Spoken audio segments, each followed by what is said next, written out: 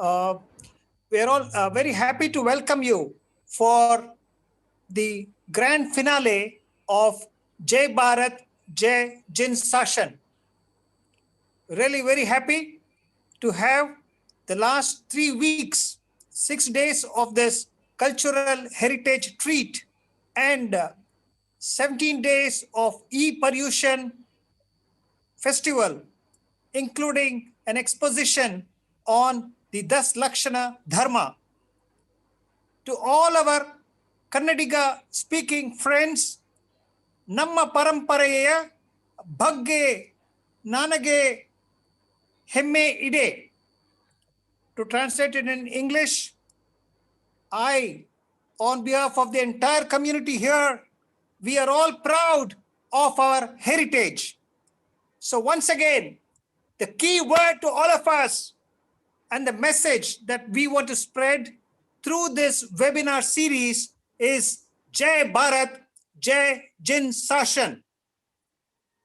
On behalf of the sponsoring organizations, the departments of Jainology at the University of Madras and the Sashan Jain College, and third, the Research Foundation for Jainology, as well as the Jain Heritage Centers, spearheaded by no one else than the star speaker for today, Mr. Nitin.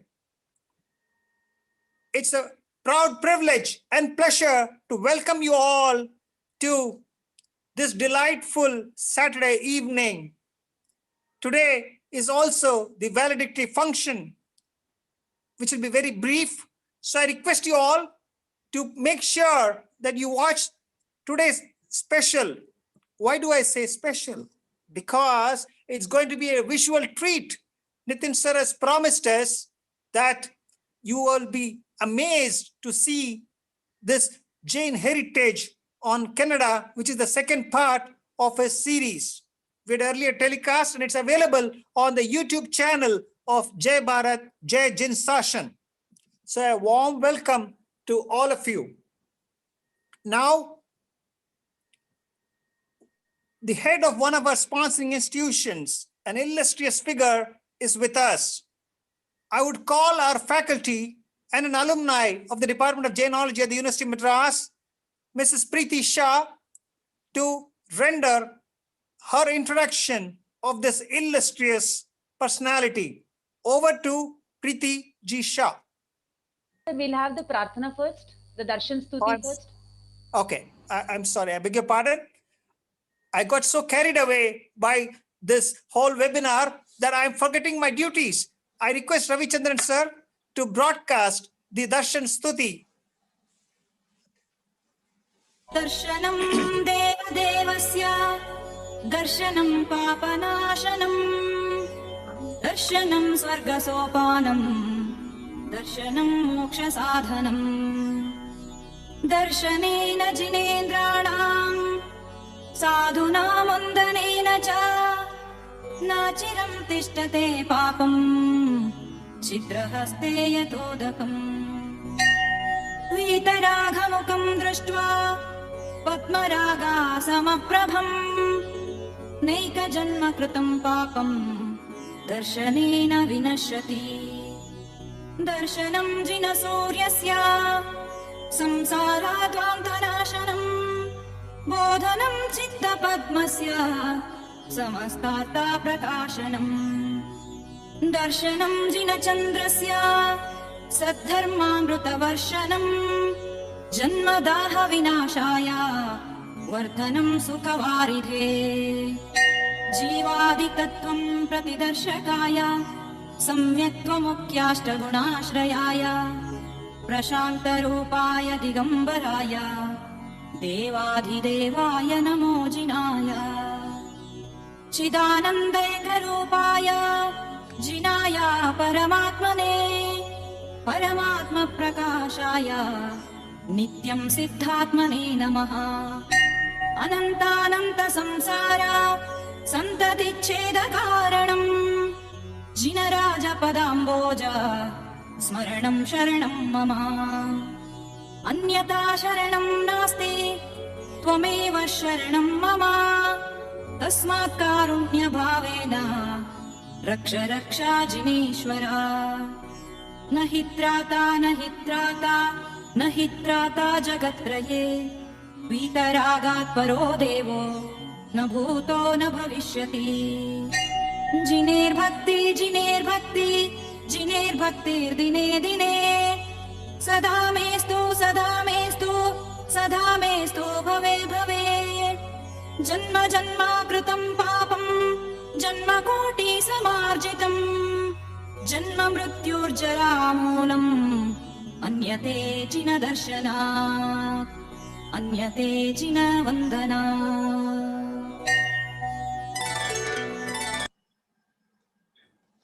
Thank you, Ravichandran sir. We also acknowledge and proudly announce that we also have in our midst today Sri Abesa Shishimal. He is also our guest of honor. Welcome, Abesa. And I request Preeti ma'am to introduce this illustrious personality from the Research Foundation for Jainology. Over to Preeti ma'am. Please unmute yourself. Jai Jinendra, Jai Bharat, Jai Jain Shasun. On behalf of Department of Jainology, University of Madras, Shasun Jain College, Research Foundation, and Jain Heritage Center, I warm welcome to all of you on special lecture series on Jain Heritage. It is my privilege to welcome Dr. Krishna Chandra Choradia. He is General Secretary of Research Foundation. He is famous by his name Tirukural Shade, as because of his immense knowledge in Tirukural. And he is a MA, MPhil and PhD from University of Madras. He is one of the founder of Department of Jainology. I warm welcome you, sir. I request you to give your response on this series of special lectures on Jaina heritage. Welcome, sir. Over to you, Krishan Chand sir. Jai Jinendra. Ravichandran sir, could I request you to make Abesa as a co-host? And I request Krishna Chand sir to please give your address. Over to Krishna Chand sir. Yes, sir. Am I audible? Yes, sir. Yes, sir. Thank you. This long arrangements of wonderful lecture series and heritage series, it gives me immense pleasure that it is a very good start. Now, in my mind, I get the old memories 38 years ago, while the department of started in the year 1983.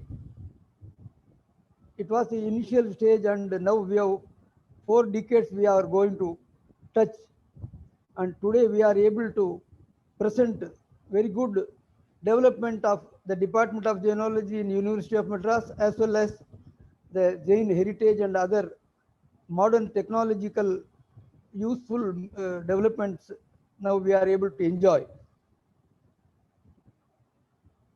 அன்பார்ந்த அறிஞர் பெருமக்களே, because today is a valedictory session, I would tell something in Tamil also. முயற்சி திருவினையாக்கும் என்பது திருக்குறளிலே வரக்கூடிய ஒரு வார்த்தை. Perseverance is the key of success.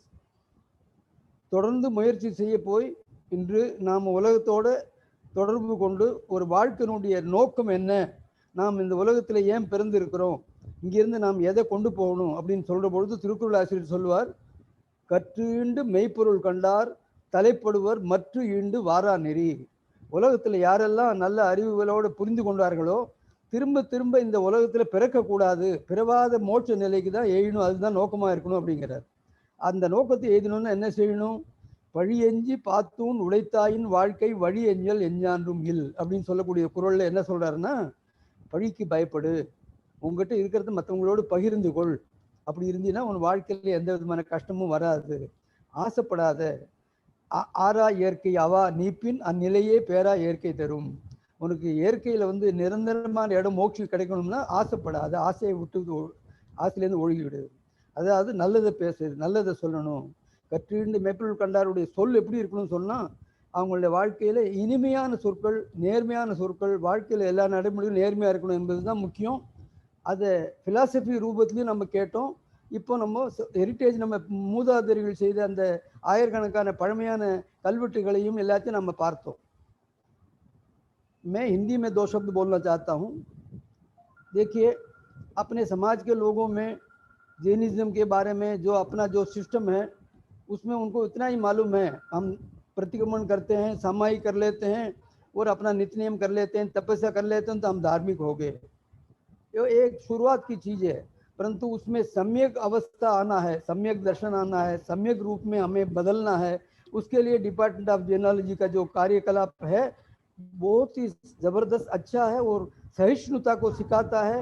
और जीवन में आज तक मैं देखता हूँ पिछले 1985 से लेकर ये 35 साल में जितने स्टूडेंट पढ़ के निकले हैं वो सभी अपने जीवन में बहुत मतलब सफल हुए हैं. क्या कारण? तो उनमें सफल जीवन का उद्देश्य समझ में आ गया और उनमें सहिष्णुता आ गई.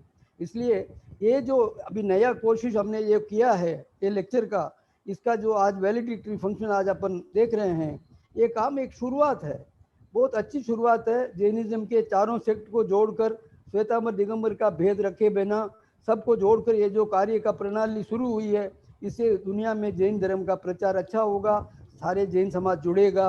मेरे तरफ से मैं इस सारे परिश्रम जिन्होंने प्रिय दर्शना ने और सारी टीम ने जितनों जो काम किया है सबको मैं हृदय से साधुवाद देता हूँ, सबको मैं धन्यवाद देता हूँ. जय Jinendra. Thank you. Kishan Chand sir, Abhay Shrimal और उनका इंस्टीट्यूशन भी अपने साथ है. हाँ बिल्कुल, उनको तो कैसे बोले, वो तो मेरे मतलब जिगरी दोस्त हैं. उनका उनके बगैर तो मैं कैसे काम करता.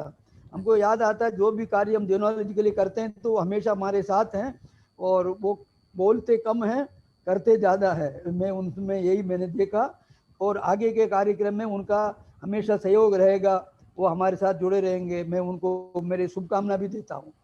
धन्यवाद धन्यवाद धन्यवाद सर. बहुत अच्छा लगा. थैंक यू धन्यवाद, कृष्ण चंद धन्यवाद. Sir. Thank you Krishna Chand sir. Thank you sir. If I can continue, please. Thank you, Krishna Chand sir. Yes. Your words of inspiration are always stimulating for us and encourage us to do more in the Department of Jainology. Thank you, sir. A lot of people do not like me for doing or taking charge of the proceedings because I'm in charge of time management. So I request everybody to adhere to the time schedule. Otherwise, it will get pretty late in the night and a lot of viewers will be having difficulty.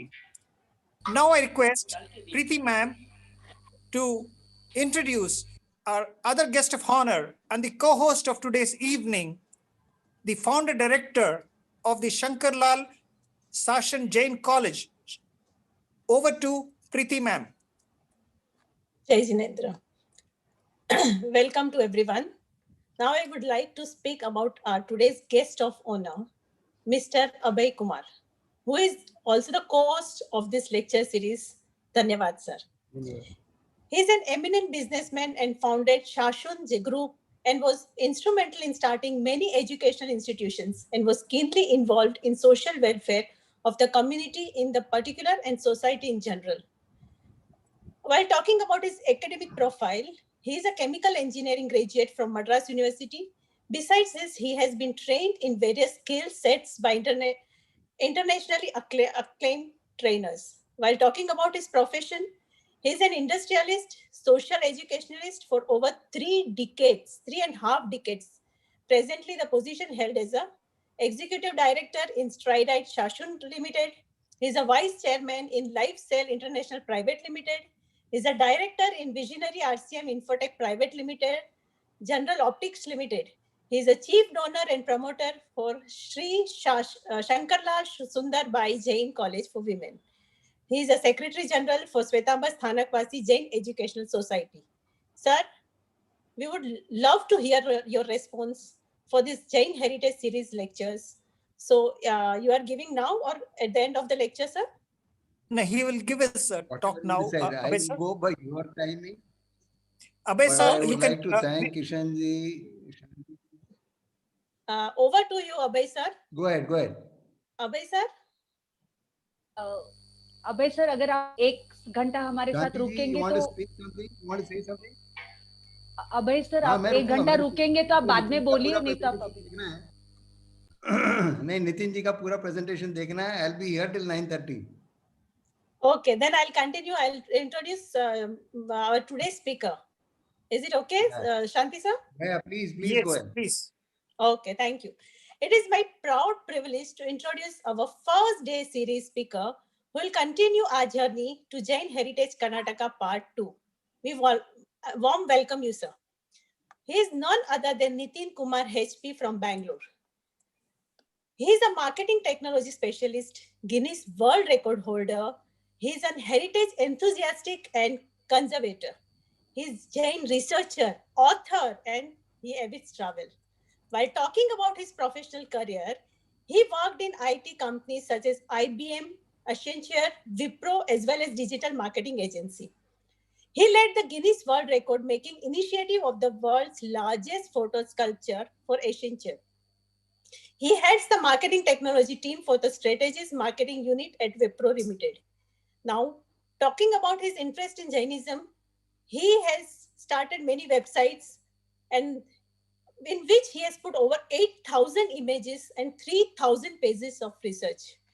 He has also published many publications for Jain heritage, temples, archaeology, rituals, Jain way of life events, puja, mahotsav, and on and on. Very good, sir. He has authored the book by name Jain Yatra, which was published in the year 2018, which is a collection of research articles on Karnataka's Jain heritage.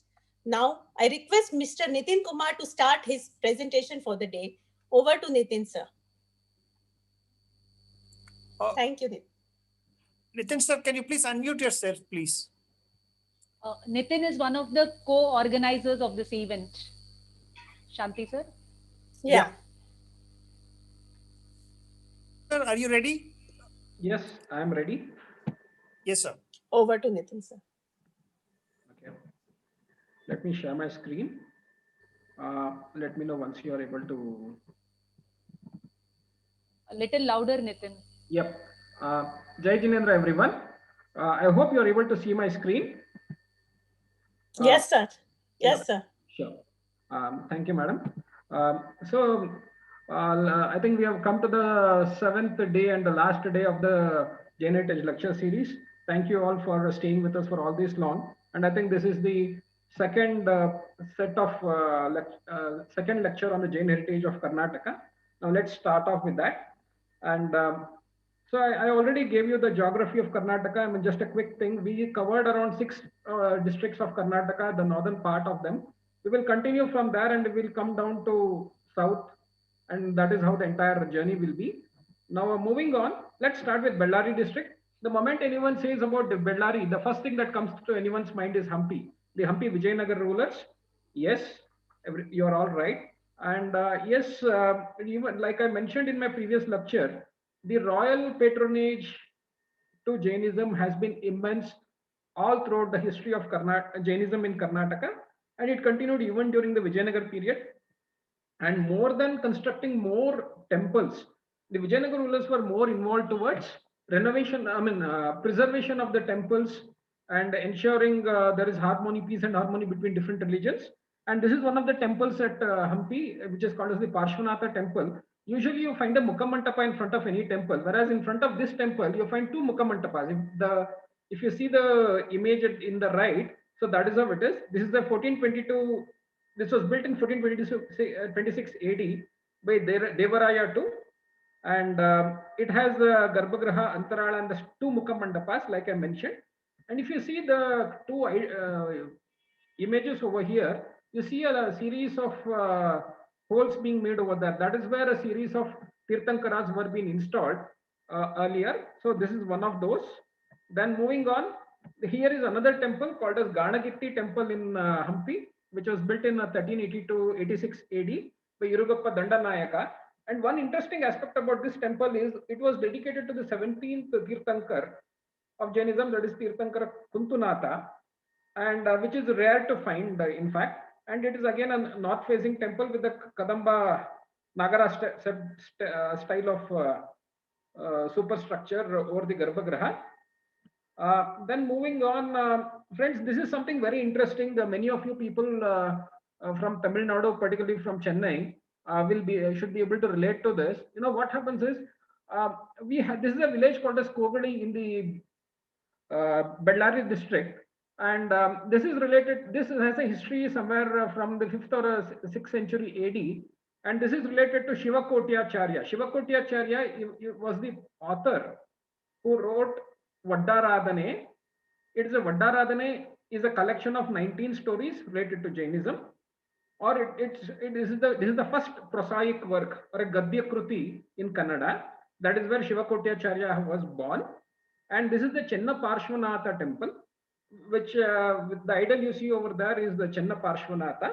And the mantapa in front of that, it is like it's a wide mantapa, and some of the villagers are of the believe that it had hundreds of pillars. Now we are left with hardly 21 or 25 pillars, is what they say. And moving on, like I mentioned in the beginning, something interesting for people from Chennai. Look at this. The idols at the Egmore Museum in Chennai. These are the 3 idols at the Egmore Museum in Chennai, which are from Kogadi. One of them is a Mahavira idol, which has an inscription on its pedestal. It is a 13th century idol. Next one is the idol of Sumatinatha in Padmasana. Again, to find the idols of Sumatinatha is also pretty rare. And that is a 9th century idol. Then you have Adinatha in Kayotsarga, again a 9th century idol.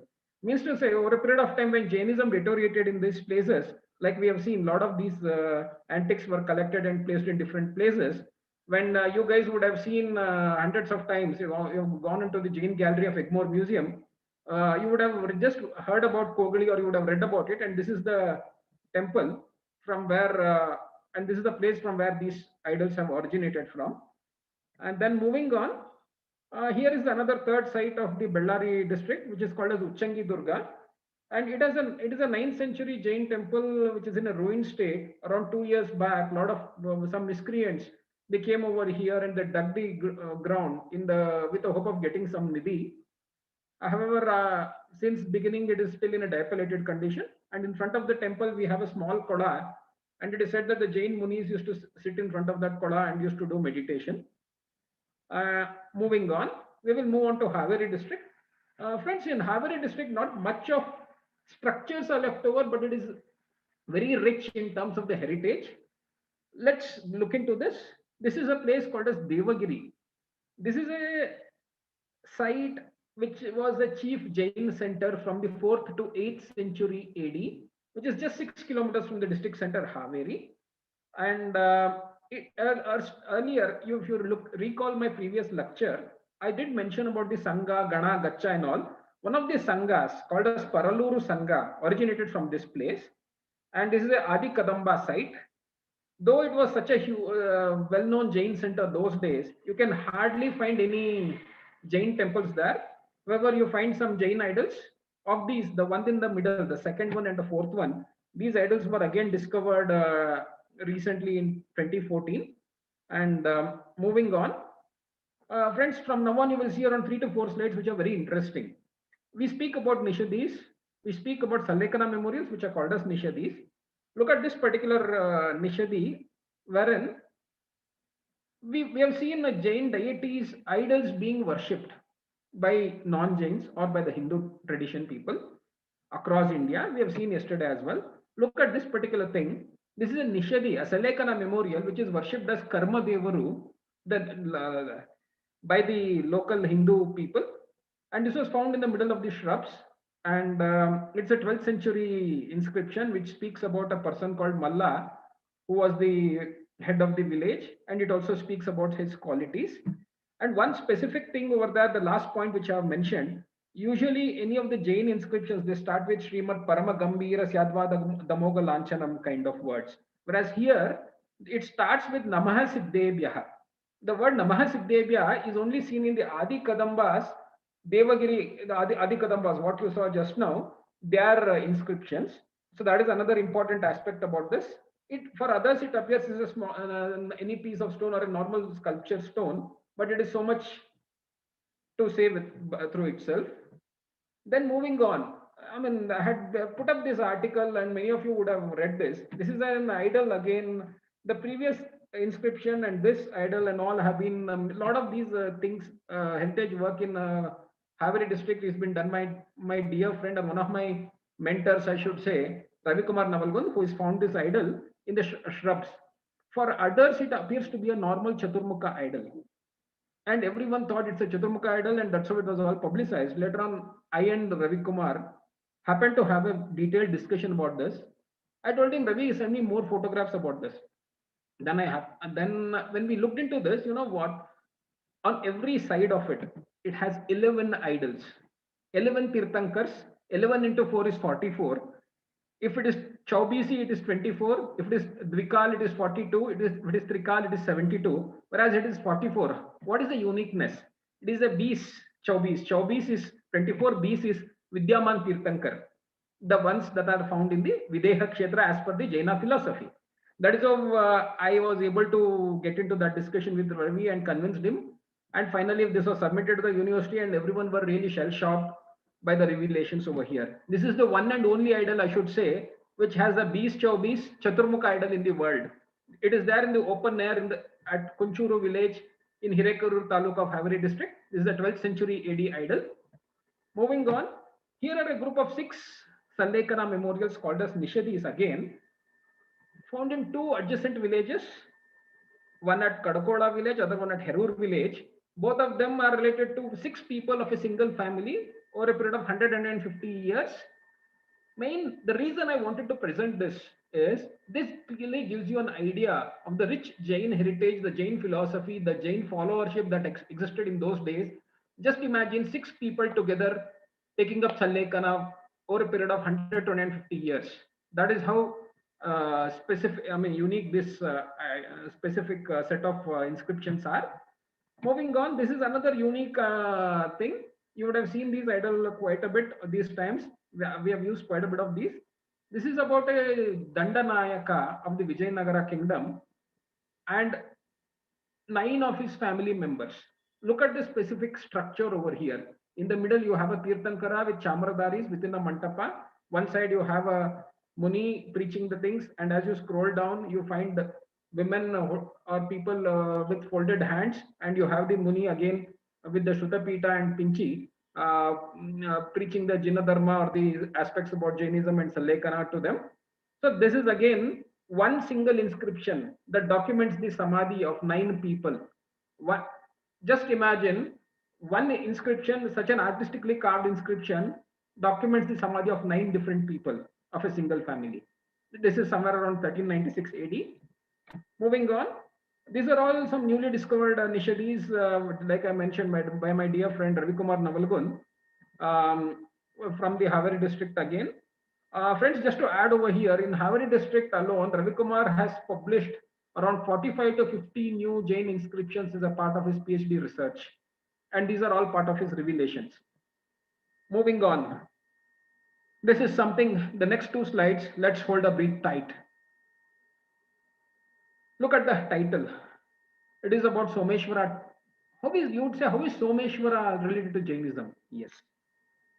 We have seen that Jainism is being subject to the onslaught of different religions over a period of time.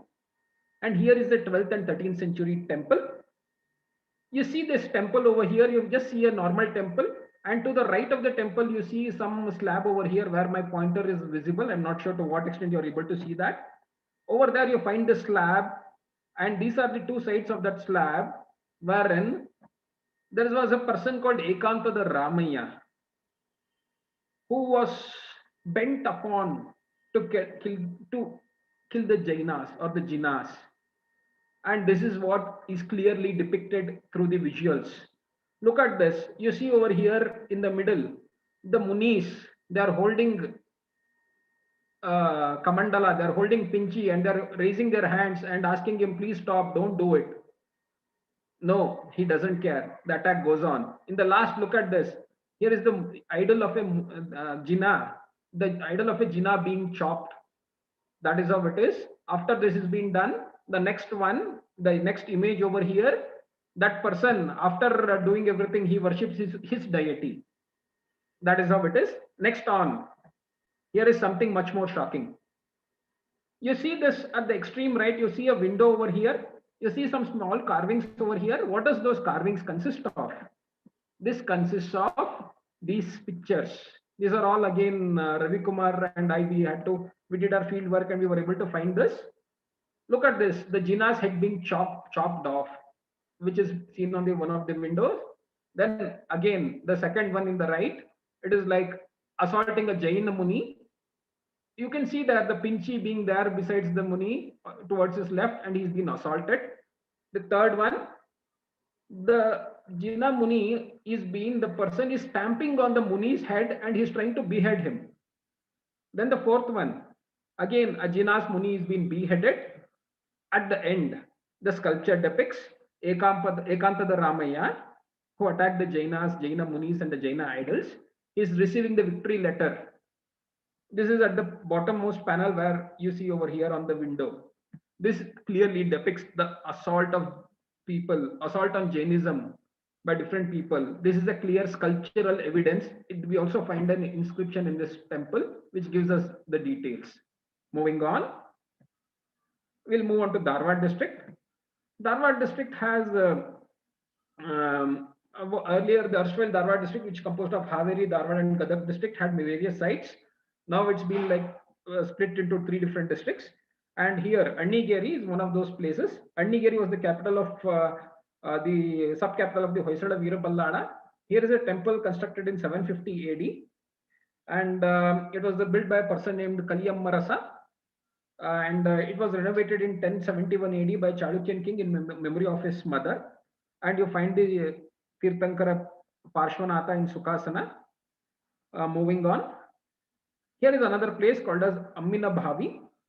This is the temple now, it's just an ancient structure, so I did not give much importance to the temple structure. However, the idols over here are pretty ancient, and it was ruled by the Rashtrakuta and Kalyana Chalukyas. And Ammina Bhavi was also called as Ammayana Bhavi. And the idol in the middle that you see over there, when I happened to go there as a kid, as a part of my fieldwork with my father, I've heard the villagers saying, this idol was intended to be smuggled across by the Britishers those days, for which this idol was kept underneath the ground, and they showed the place over there. I still recall those days of my childhood when I was a kid of 7 or 8 years. That is how this idol has been preserved for the posterity, and the temple is in very good state. Moving on, we move on to Gadag district. You would have all heard about Attimabbe. Attimabbe is considered as the first women publisher of Kannada literature. And this place is of Lakkundi where she stayed. Lakkundi was also called as Lokki Gundi in the inscriptions. And the temple you find over here is Brahma Jinalaya. Why is it called as Brahma Jinalaya? Because you find a 4-faced Chaturmukha Brahma that you see in the middle. And the architecture of this particular temple is really been worth noting. And the next one you see over there is of the Mula Tirthankara, or the main deity of this temple. And the one below that is the Naganatha temple, which earlier was a Parshvanatha temple being converted into a Naganatha temple now. And in front of that you find an idol of a Tirthankara, that is the idol of Tirthankara Mahavira, that was with the head being chopped off.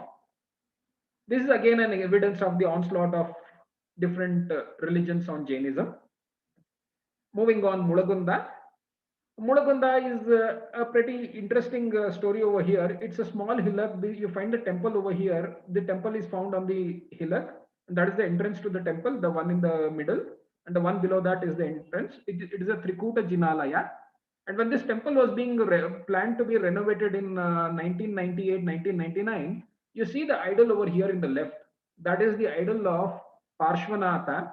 It is a Kamatopa Sarga Parshvanatha carving that was completely found within the walls of this temple. When they tried to dismantle the temple, they found this idol, and our revered scholar Hampa Nagarajaya sir happened to do a research around this, and he found out that this is a Sanskrit inscription of AD 902-903 AD, and the details behind that gives us further more details of this temple and the idol.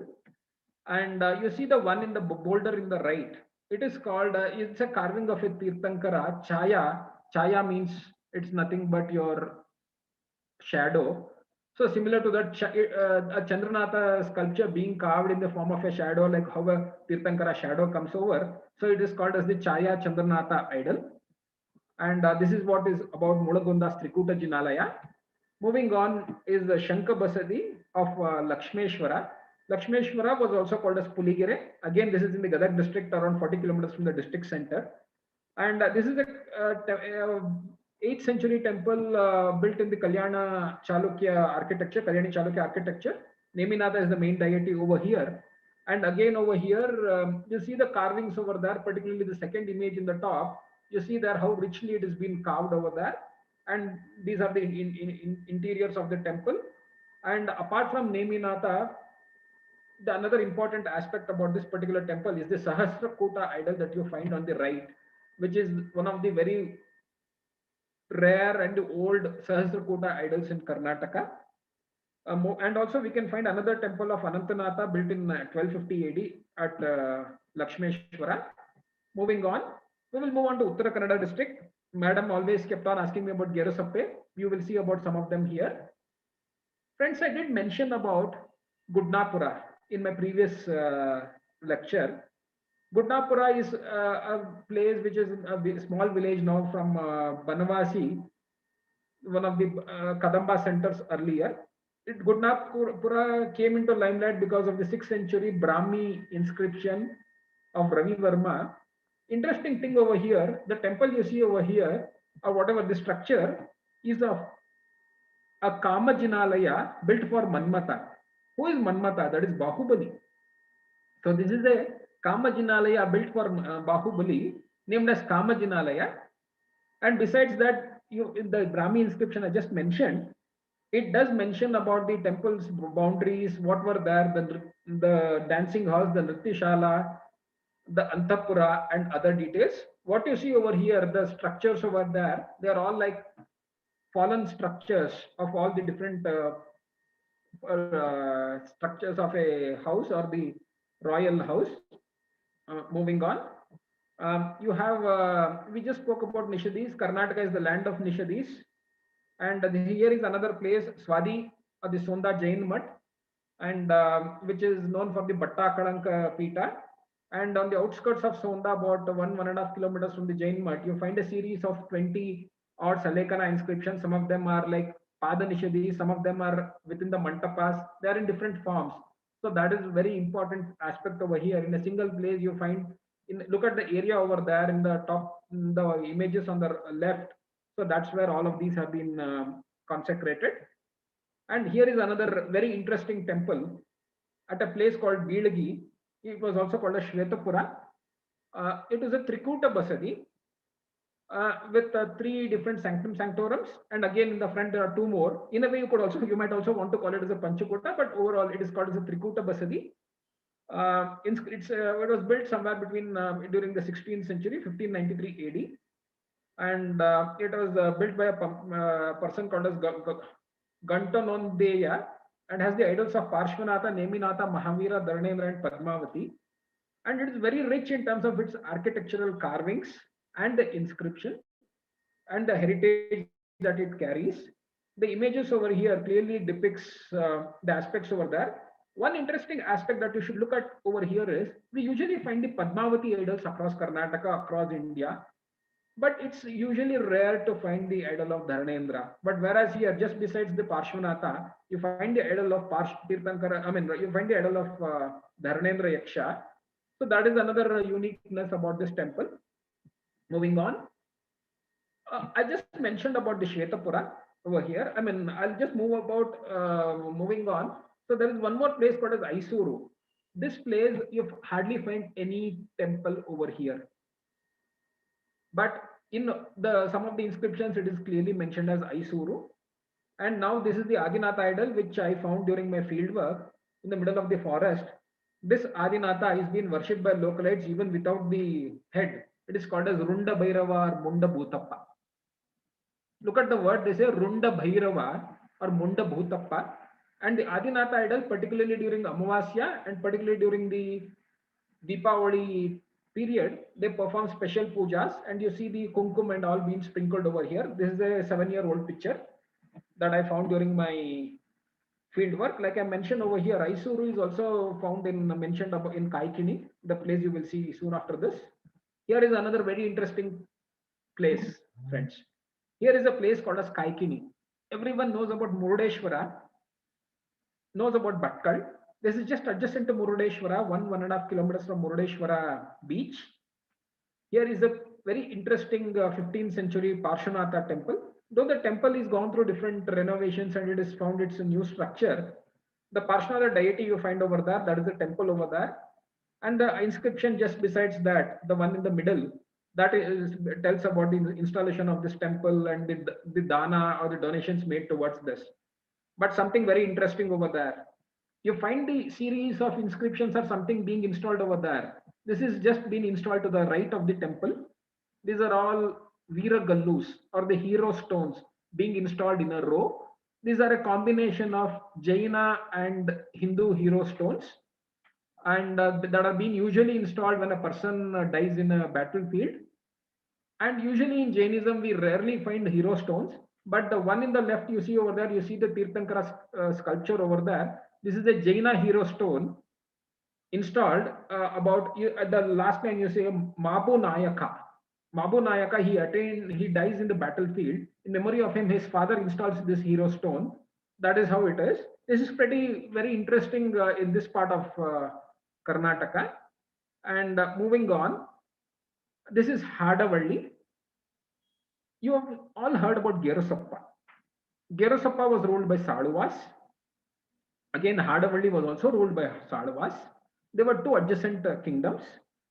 Hadavalli was also called as Sangeetapura. Like Shravanabelagola, you find two hillocks in Hadavalli. One of them called as Chandragiri and Indragiri, similar to Shravanabelagola. Why? And what it is believed, it is said that on one of the hill, that is on Chandragiri, Tattvapada or songs of moral values used to be sung on Chandragiri hill, and scholars sitting on the Indragiri hill, they were able to hear it and they were able to interpret the song. Means to say there might be some musical thing or something that would have been installed on those days to amplify the sound, but still pretty interesting for the current group of scientists. Probably they should come over there to Hadavalli and see what was that special over there at Hadavalli. Hadavalli, again, like Shravanabelagola and in many other places of Karnataka, has a Chaubis Tirthankara. And the one below the Chaubis Tirthankara, that is the ruined or the mutilated idol of Saraswati Devi. And that is found on the right of this idol, and to the left you find the Padmavati deity. And in between, it is said that there's a small pedestal without any idol. They said that kids used to be brought over there and they were made to do the Aksharabhyasa at Hadavalli in front of the Haripita or in front of the 24 Tirthankaras at Hadavalli. The Parshanatha idol you see over here in the middle, that is a idol which is being made out of a single stone, no joints or nothing. But still it has been richly made. And you see the couple of other Chandranatha Tirthankara and the Trikala Tirthankara, pretty much rare to find idols. Here is another place called as Bhatkala. It has two temples, Vardhamana Basadi and Parshvanatha Basadi. Vardhamana Basadi is under the ASI control. Both of them are under ASI in fact, but puja is still going on in Parshvanatha Basadi. You can hardly find any Jains over here. Probably Bhatkal is also known as Bhatta Kalanka, the pontiff of Sonda. They say Bhatta Kalanka and is how this name is changed over to Bhatkal. And there are a lot of other discussions around point of views around that. Moving on, the much awaited Gerusappa. Gerusappa is known for the Chaturmukha Basadi. Here is the aerial shot of the Basadi, how it looks. And here is the front view of that Basadi and the interior views of it. This is a 14th century structure built by the Sadova kings. Unlike other temples, the Sanctum Sanctorum or the Garbhagriha is in the center, with the idols of Adinatha, Ajitanatha and Mahavira and one other Tirthankara on all the four sides. I've just given the sample of one of the windows over here. Similar to that, you will find many other windows being installed across. Each and every window is unique. No window is similar to each other. And the carvings in some of the walls are very unique. If someone with an architectural interest wants to see that, they will have to spend 2 to 3 hours at least to do a primary study. And the pillars you see in front of the temple over there means to say it indicates The temple was much bigger with the sloped roof and everything. Probably those have fallen down over a period of time, and you see the current structure. And again in Gerusappa, Gerusappa is known for the Chaturmukha Basadi, it is known for Saduvas, it is known for the Pepper Queen Channabairadevi. At the same time, it is also known for Jwala Malini Yakshi. The idol in the extreme right is of Jwala Malini Yakshi. This is a pretty newly carved idol in the past 2 or 3 decades. And the one in the middle, the third idol from your right, that is where it is also known for Tirthankara Neminatha. The Neminatha carving of Gerusappa is very mind-blowing, is what many of them they say. That is what is the opinion of many architectural experts.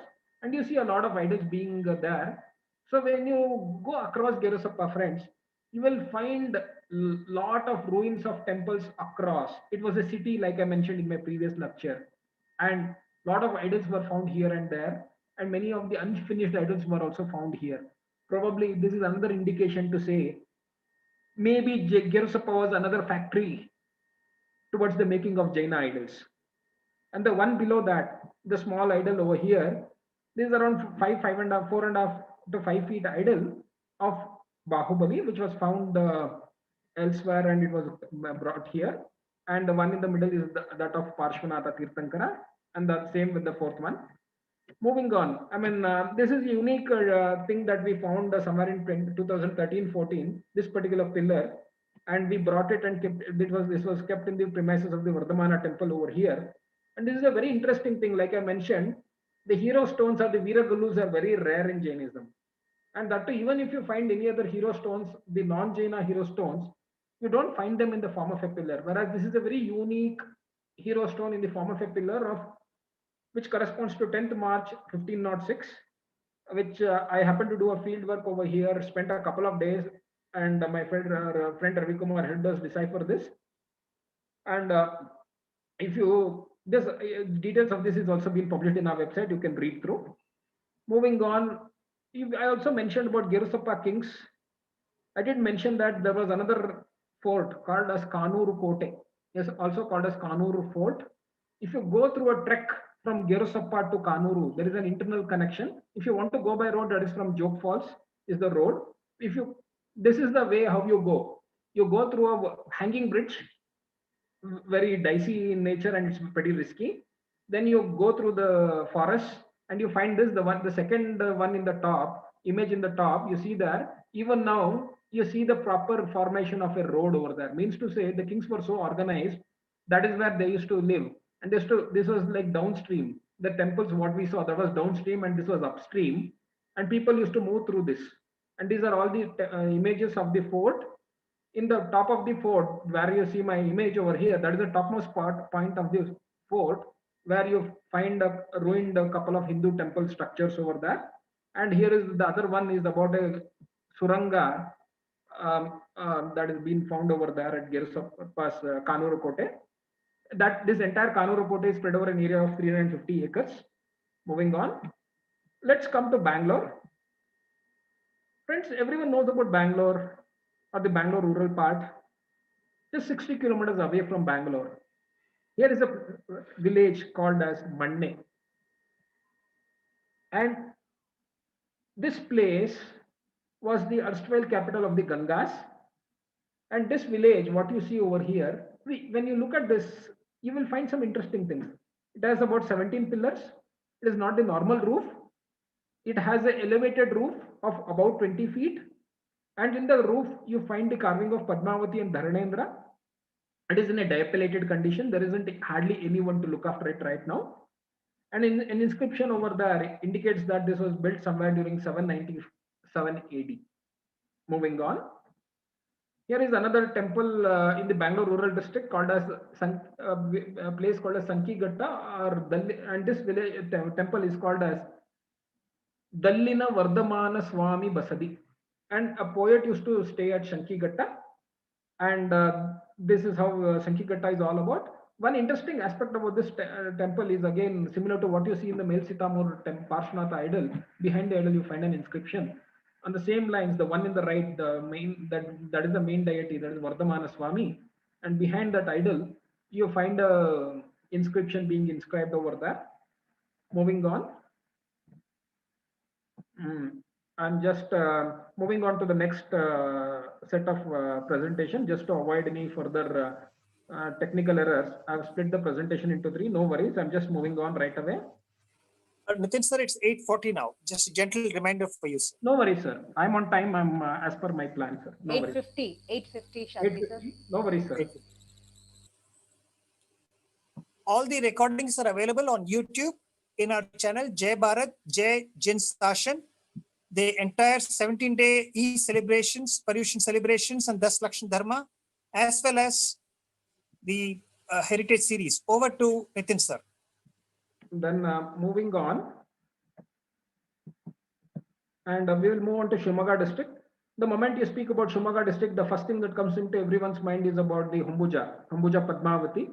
Yes, Humbuja was a city that was established by Jinadatta Raya, and it flourished as a chief center of Jainism and as well as a capital of the kings over there from the 6th or 7th century onwards.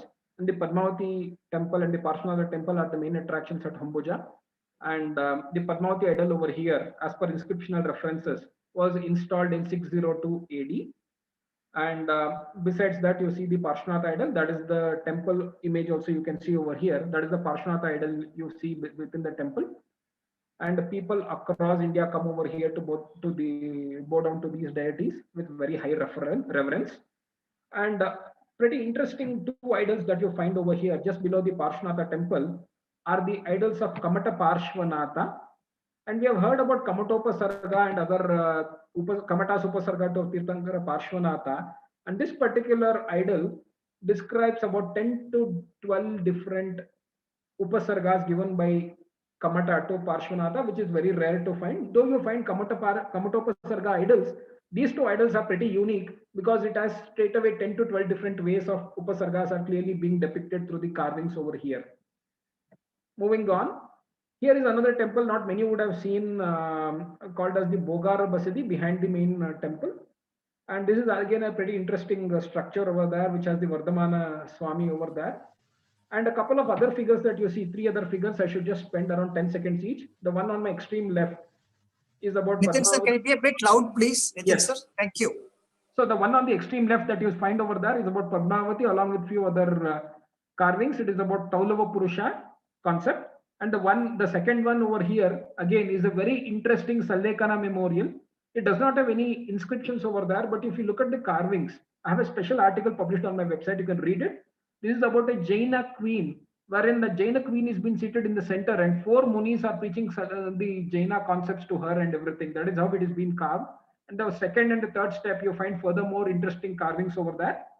That is the unique thing about I haven't seen such a very interesting carving about a Jaina queen. We have lost their heritage because of losing the inscription over there, or else we would have got some interesting facts over here. And the one over there, the third idol over there, is that of the idol of Lord Bahubali. This Bahubali idol is very old. The one at Shravanabelagola is 981 AD. This is of 897 AD. This is almost 100 years or 85 years older than the one at Shravanabelagola.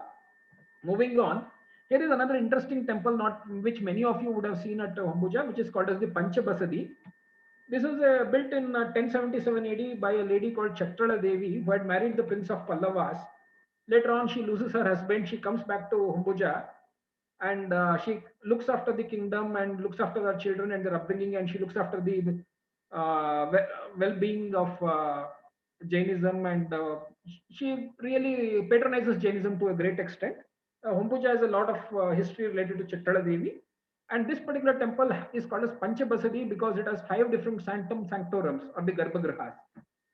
Moving on, and again the Manastamba is again very rich in its carvings. You can see that over there. And here are a couple of other carvings, idols that are found. One of them is the idol of goddess Kushmandini Devi, and the idols to the right, the 2 idols. One is of Saraswati Devi and Padmavati Yakshi. And the inscription just below that, it is a Sallekana memorial. Again, it's a pretty interesting Sallekana memorial of one Muni handing over his Acharya Padavi to his successor, and what was the situation that prevailed around that time. Those are the details that are given over there. Moving on, Here are pretty small things which many of you would have even overlooked. The one in the extreme right, because that you would have seen that structure just besides the Padmavati temple. You find a modern, kind of a semi-modern or kind of a old structure, but not clearly say how it is. But this is the temple called as Makkala Basadi. Makkala means kids. Probably the kids of the Gurukula at Humbuja used to come and sit there for studies. Probably that's the reason it is still called as Makkala Basadi. The image in the middle is a Sallekana memorial again. You have a separate space called as Nishadi over there, Nishadi space, where you find quite a bit of around 15 to 20 Sallekana memorials of Jaina Munis and Bhattarakas who have attained Samadhi by taking Sallekana at Humbuja. And the one in your extreme, to my extreme left, to the left of your screen, this is the Kumudvati Tirtha. This is the origination point of river Kumudvati, a tributary of Sharavati river, where every year, around 3 to 4 times a year, goddess Padmavati Devi is taken over here in Utsava, and it's been the Utsava Murti is being bathed over there, and again Alankara and decorations are being made, and it's brought back. And every day the water from this particular thing is considered to be very holy, is taken over for the Abhishek of Tirthankara Parshvanatha and goddess Padmavati. And moving on, this is Kundadri. Who do not know about Acharya Kundukunda Deva in Jainism? This is the place where Kundukunda Deva spent considerable amount of his time at in Karnataka, that is at Kundadri. And this is the hill of Parshvanath Tirthankara. I mean, this is the temple on the hill of Tirthankara Parshvanatha. The idol over there, in the second idol over there, you see, that is the idol of Tirthankara Parshvanatha. It has not been brought from elsewhere. It has been carved from a rock over there. That is how it is. And the one besides that, the decorated structure, those are the Padachinna of Acharya Kundukunda. Every devotee who happens to go there, they worship over there. This Padachinna is found behind the temple, the structure you see behind the temple. Moving on, this is you might see, why did Nitin put this up? I'll tell you. This is a small place called as Karini. Friends, Shivamogga district, particularly Sagar Taluk, is a very long stretch with lot of forests over there, where you find lot of villages, lot of places, and in many places you find the Jain heritage or the Jain habitation, small or the big Jain temples over there. But pretty unique over here is in this temple, the one in my right, to my right, that is a unique thing about this temple. During this special places, during some annual pujas or something, these are all set of small things about different animals, people riding the animals or something that are being kept over there, being worshipped by the Jains over there. They get inside the forest for around 2 to 3 kilometers. They walk through the forest, they perform some other Jaina rituals over there, and they come back. So these are the things that are used during those rituals. That is the reason I put up this particular slide. And again, Harige, this is another place along the same belt. This is the old image. This temple has been renovated recently with the Panchakalyana being made. Pretty uniqueness about this temple is the wall paintings that are seen, though they are pretty modern, maybe in the been drawn in the past 100 or 150 to 200 years. But again, how the painting and the other aspects remained in these areas is what I wanted to highlight here. And here is something very interesting. Melige. Again, everyone goes to Humbuja or Humcha and they go to Innarpura. In between Humcha and Innarpura, you just need to take a deviation around 5 or 6 kilometers. That is where you find this place called as Melige.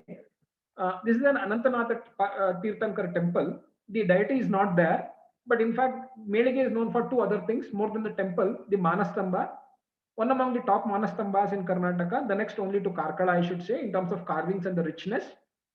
And you find the Tirthankara carvings over there, even in the midway. And the one to the, and this is one thing. And the second interesting thing is towards your right is the carving of Sarvana Yaksha. We have all heard about Sarvana Yaksha being in the Samosarana and other details. But what is the structure? This is how it is. This is a sandstone structure and a carving of Sarvana Yaksha being found over there. And many people, when they happen to many sculptures, even to this day, sculptors, when they want to carve Sarvana Yaksha, they come over here or they ask for these photos and keep it as a reference. Moving on, we'll move on to Chikmagaluru district. Sringeri, everyone knows about Sringeri. Sringeri is known after Sringeri Sharada. That is how it is mainly popular as. And we also have a Jain temple over there.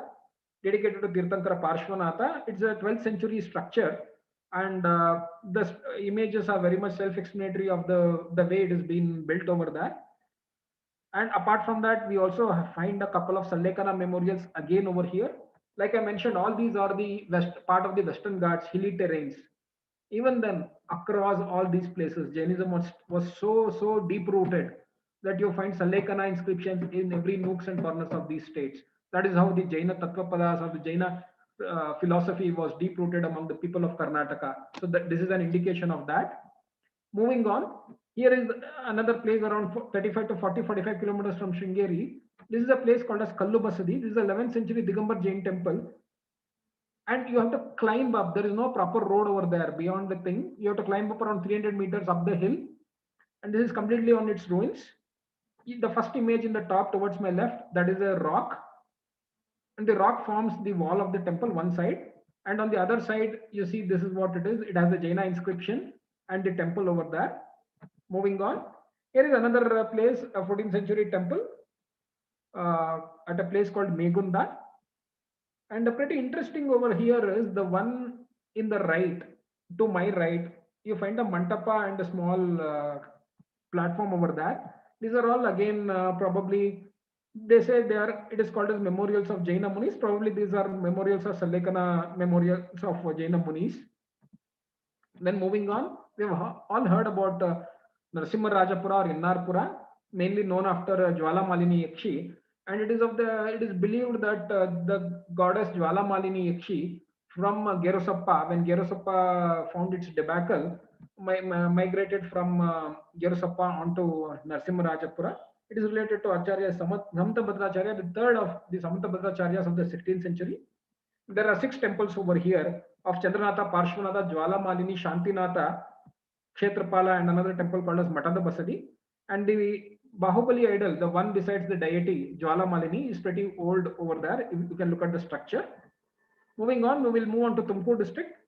Tumkur district has a series of his old ancient temples. One of them is at Hatna. This is the Parshvanatha temple. Moving on. Here is another place I missed it. This is called as Nidugal.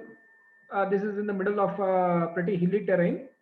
My apologies for the wrong captions. And this idol was ruined around 2 years back by miscreants with the hope that they'll get Nidhi. What a mockery of the system. Even to this day, people try to mutilate the Jain idols particularly with the hope of getting the Nidhi, or they try to dig up the temples. I don't know what to do, but somewhere I think we, as a collective community, we need to look at some ways of protecting these idols. Now, this idol is not in the state that you see over here. It has been mutilated. A new idol has been installed. And this is another interesting place. While you go from Bangalore to Humbuja, on the way, before Arsikere, you find the Shantinatha Basadi. You find a place called as Nittur. Not many would have even noticed this. This is a very richly carved temple, somewhere around 10th, 11th century AD. You can look at the structure, you will understand how richly carved it is. And pretty interesting aspect over there is the second in the top, and the ones at the extreme right and left in the second rows.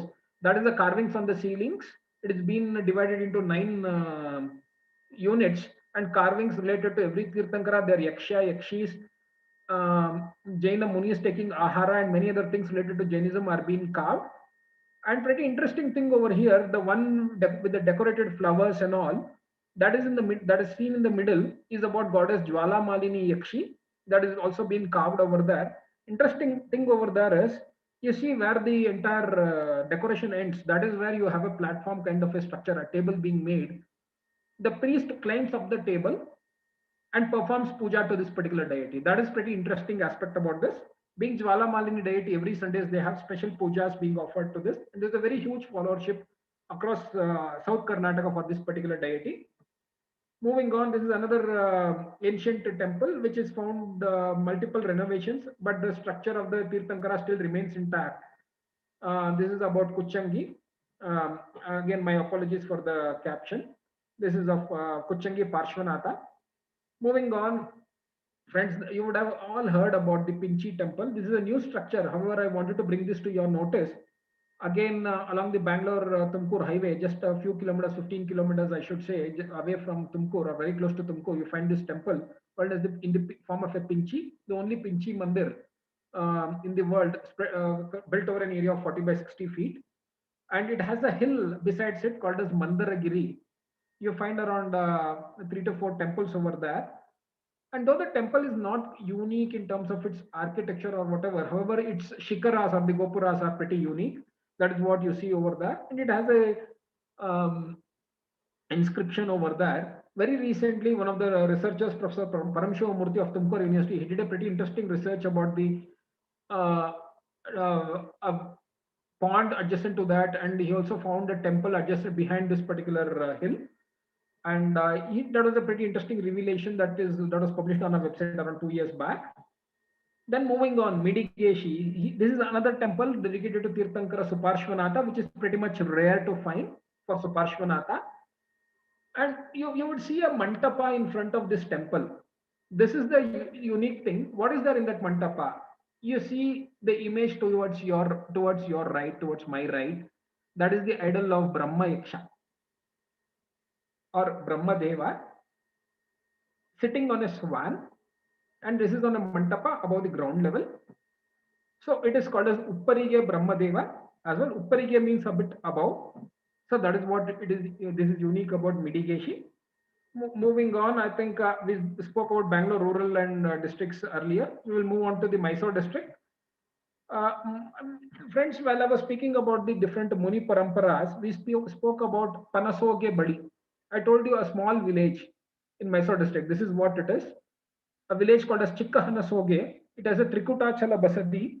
Trikuta means 3 sanctum sanctorums. It is 11th century Trikuta Chala Basadi. It has about 10 to 12 inscriptions. 2 to 3 of them are Tamil Jain inscriptions. Like I mentioned, it is Panasoge Badi originated from this place. And it has the idols of Vadinatha, Shantinatha, and Neminatha. And pretty interesting thing, Mysore is in the south, whereas you have the place Karkala, which you will see later on. Karkala is in the coastal side. The Bhairarasas of Karkala were followers of the Guru here, and at the behest of the Jain Mutt Bhattarak or the Guru over here at Panasoge, they established a Jain Mutt at Karkala, which is the Lalitagirti Bhattaraka Pita. So that is how they are closely knitted. And I also mentioned it had a Panasoge Badi, means to say it was a chief center of Jainism those days. This temple currently is under the control of Archaeological Survey of India and is in a pretty decent shape. Moving on, I mean, like you all know, Karnataka is the land of Gommatas. And here is another place called as Gommatagiri. You see the structure over there. It's about 150 feet above the ground level, and you have the entire steps over there. Pretty small structure, and you find a 16 feet high idol of Lord Bahubali.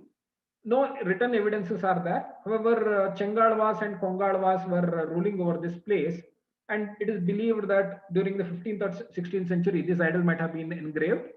Moving on, here is another place called as Varuna, just 6 kilometers or 5 kilometers from my place in Mysore, or hardly 6 to 8 kilometers from the Mysore city. You find a lot of these idols in the open air besides the Hindu temple over there. And it has the idols of Shantinatha. You have the idol of Padmavati and a couple of other Tirthankara idols. And you find 2 inscriptions over there.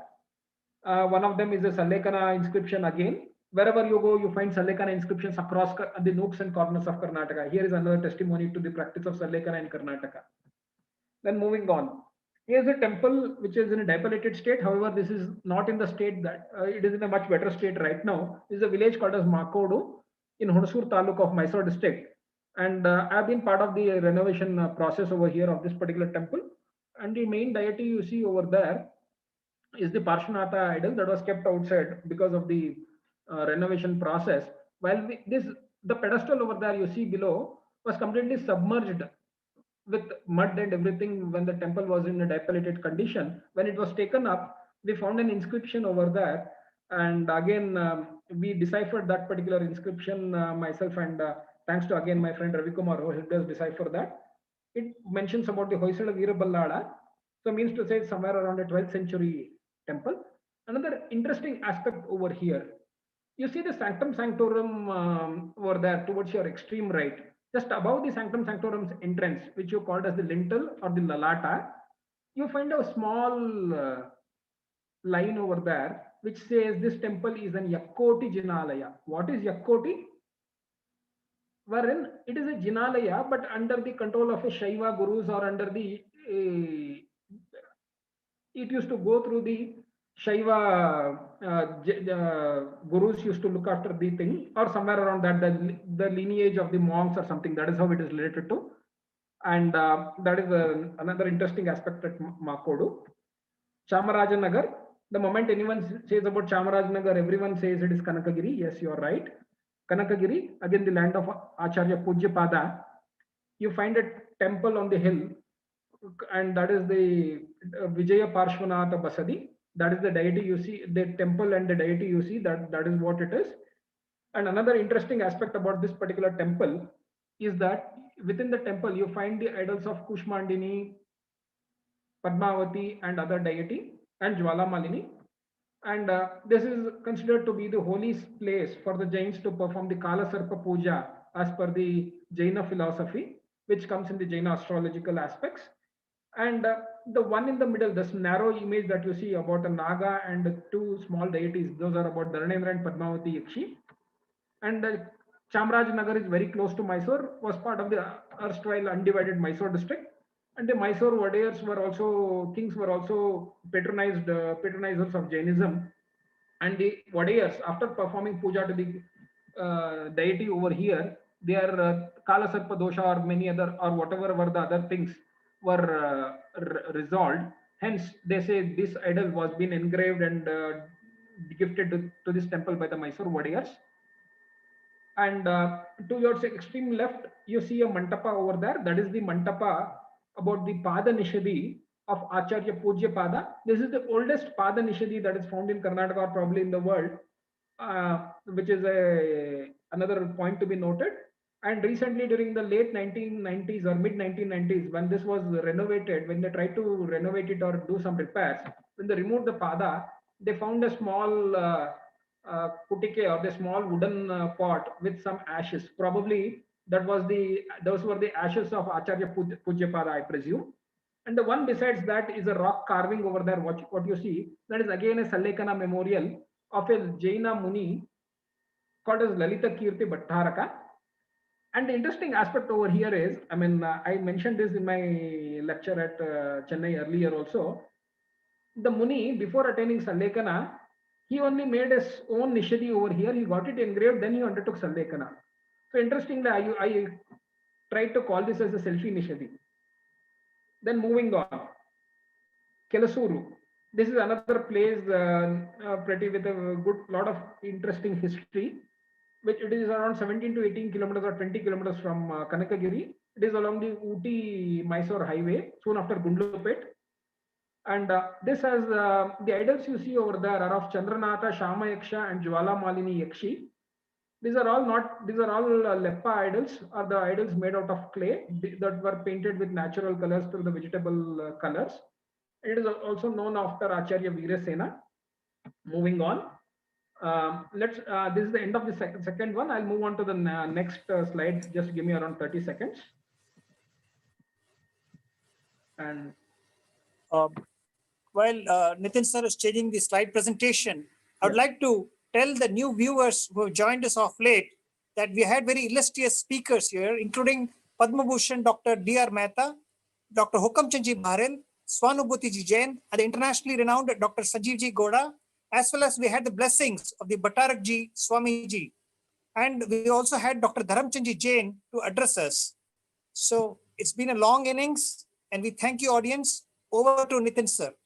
Can you see the fourth slide over here? Can you see the presentation, sir? Yes, sir. Thank Yes, you. sir. Please go ahead. Moving on, friends. We will move on to Hassan district. The moment someone speaks about Hassan, everyone says it is Shravanabelagola. That's right. Again, Karnataka is the land of Nishadis, and Shravanabelagola is the first of all, where you find over 270 odd Nishadis, which I mentioned in my previous lecture. And here is where you find a series of Nishadis on the smaller hill. And this is the earliest Nishadi starts from 400 AD, that's again a matter of debate, because you don't find the mention of the period, but based on the lipi or the script, they say it is of 400 AD, and that is how you find the Nishadis over here, and you find Nishadis about all kind of people: kings, queens, ministers, generals, munis, the Shravakas, Shravikas, laymen, lay disciples, and so on. And bulk of the collections is found at Chandragiri Hill. Moving on, the oldest Nishadi, like I mentioned, is of 400 AD, and again it's a matter of debate. And M.G. Manjunath, one of the renowned scholars, who did a PhD on the Karnataka's Jain Nishadi inscriptions under the guidance of Professor Hampanagaraja sir, Manjunath is of the opinion that based on the script, this is the oldest Kannada inscription and as well as the oldest Nishadi in the world, I should say, about the practice of Sallekana. It is about a Muni called as Gunabhushita Muni. Interesting aspect about here, again, it mentions about a Gana, and much more interesting aspect is about the Sanviga Gana. Probably this is the only Nishadi related to the Sanviga Gana, and it speaks about the Ulada was the Jain king of the region below Shravanabelagola's hillock, and he belonged to the Sanviga Gana thing. He was the follower of a Muni called Gunabhushita, that is how it says. And here is pretty interesting thing, friends. The moment you get into Shravanabelagola's smaller hillock, everyone looks at this particular pillar, and many of them, they call it as Kuge Brahma Devara Kamba. Many of them are of the opinion that this is a Brahma Deva Kamba, Brahma Kamba, similar to a Manastamba. It is not so. This is a Sallekana memorial again in the form of a pillar. And this is the first instance of a Nishadi or a Sallekana memorial inscribed on a Brahma Stamba ever.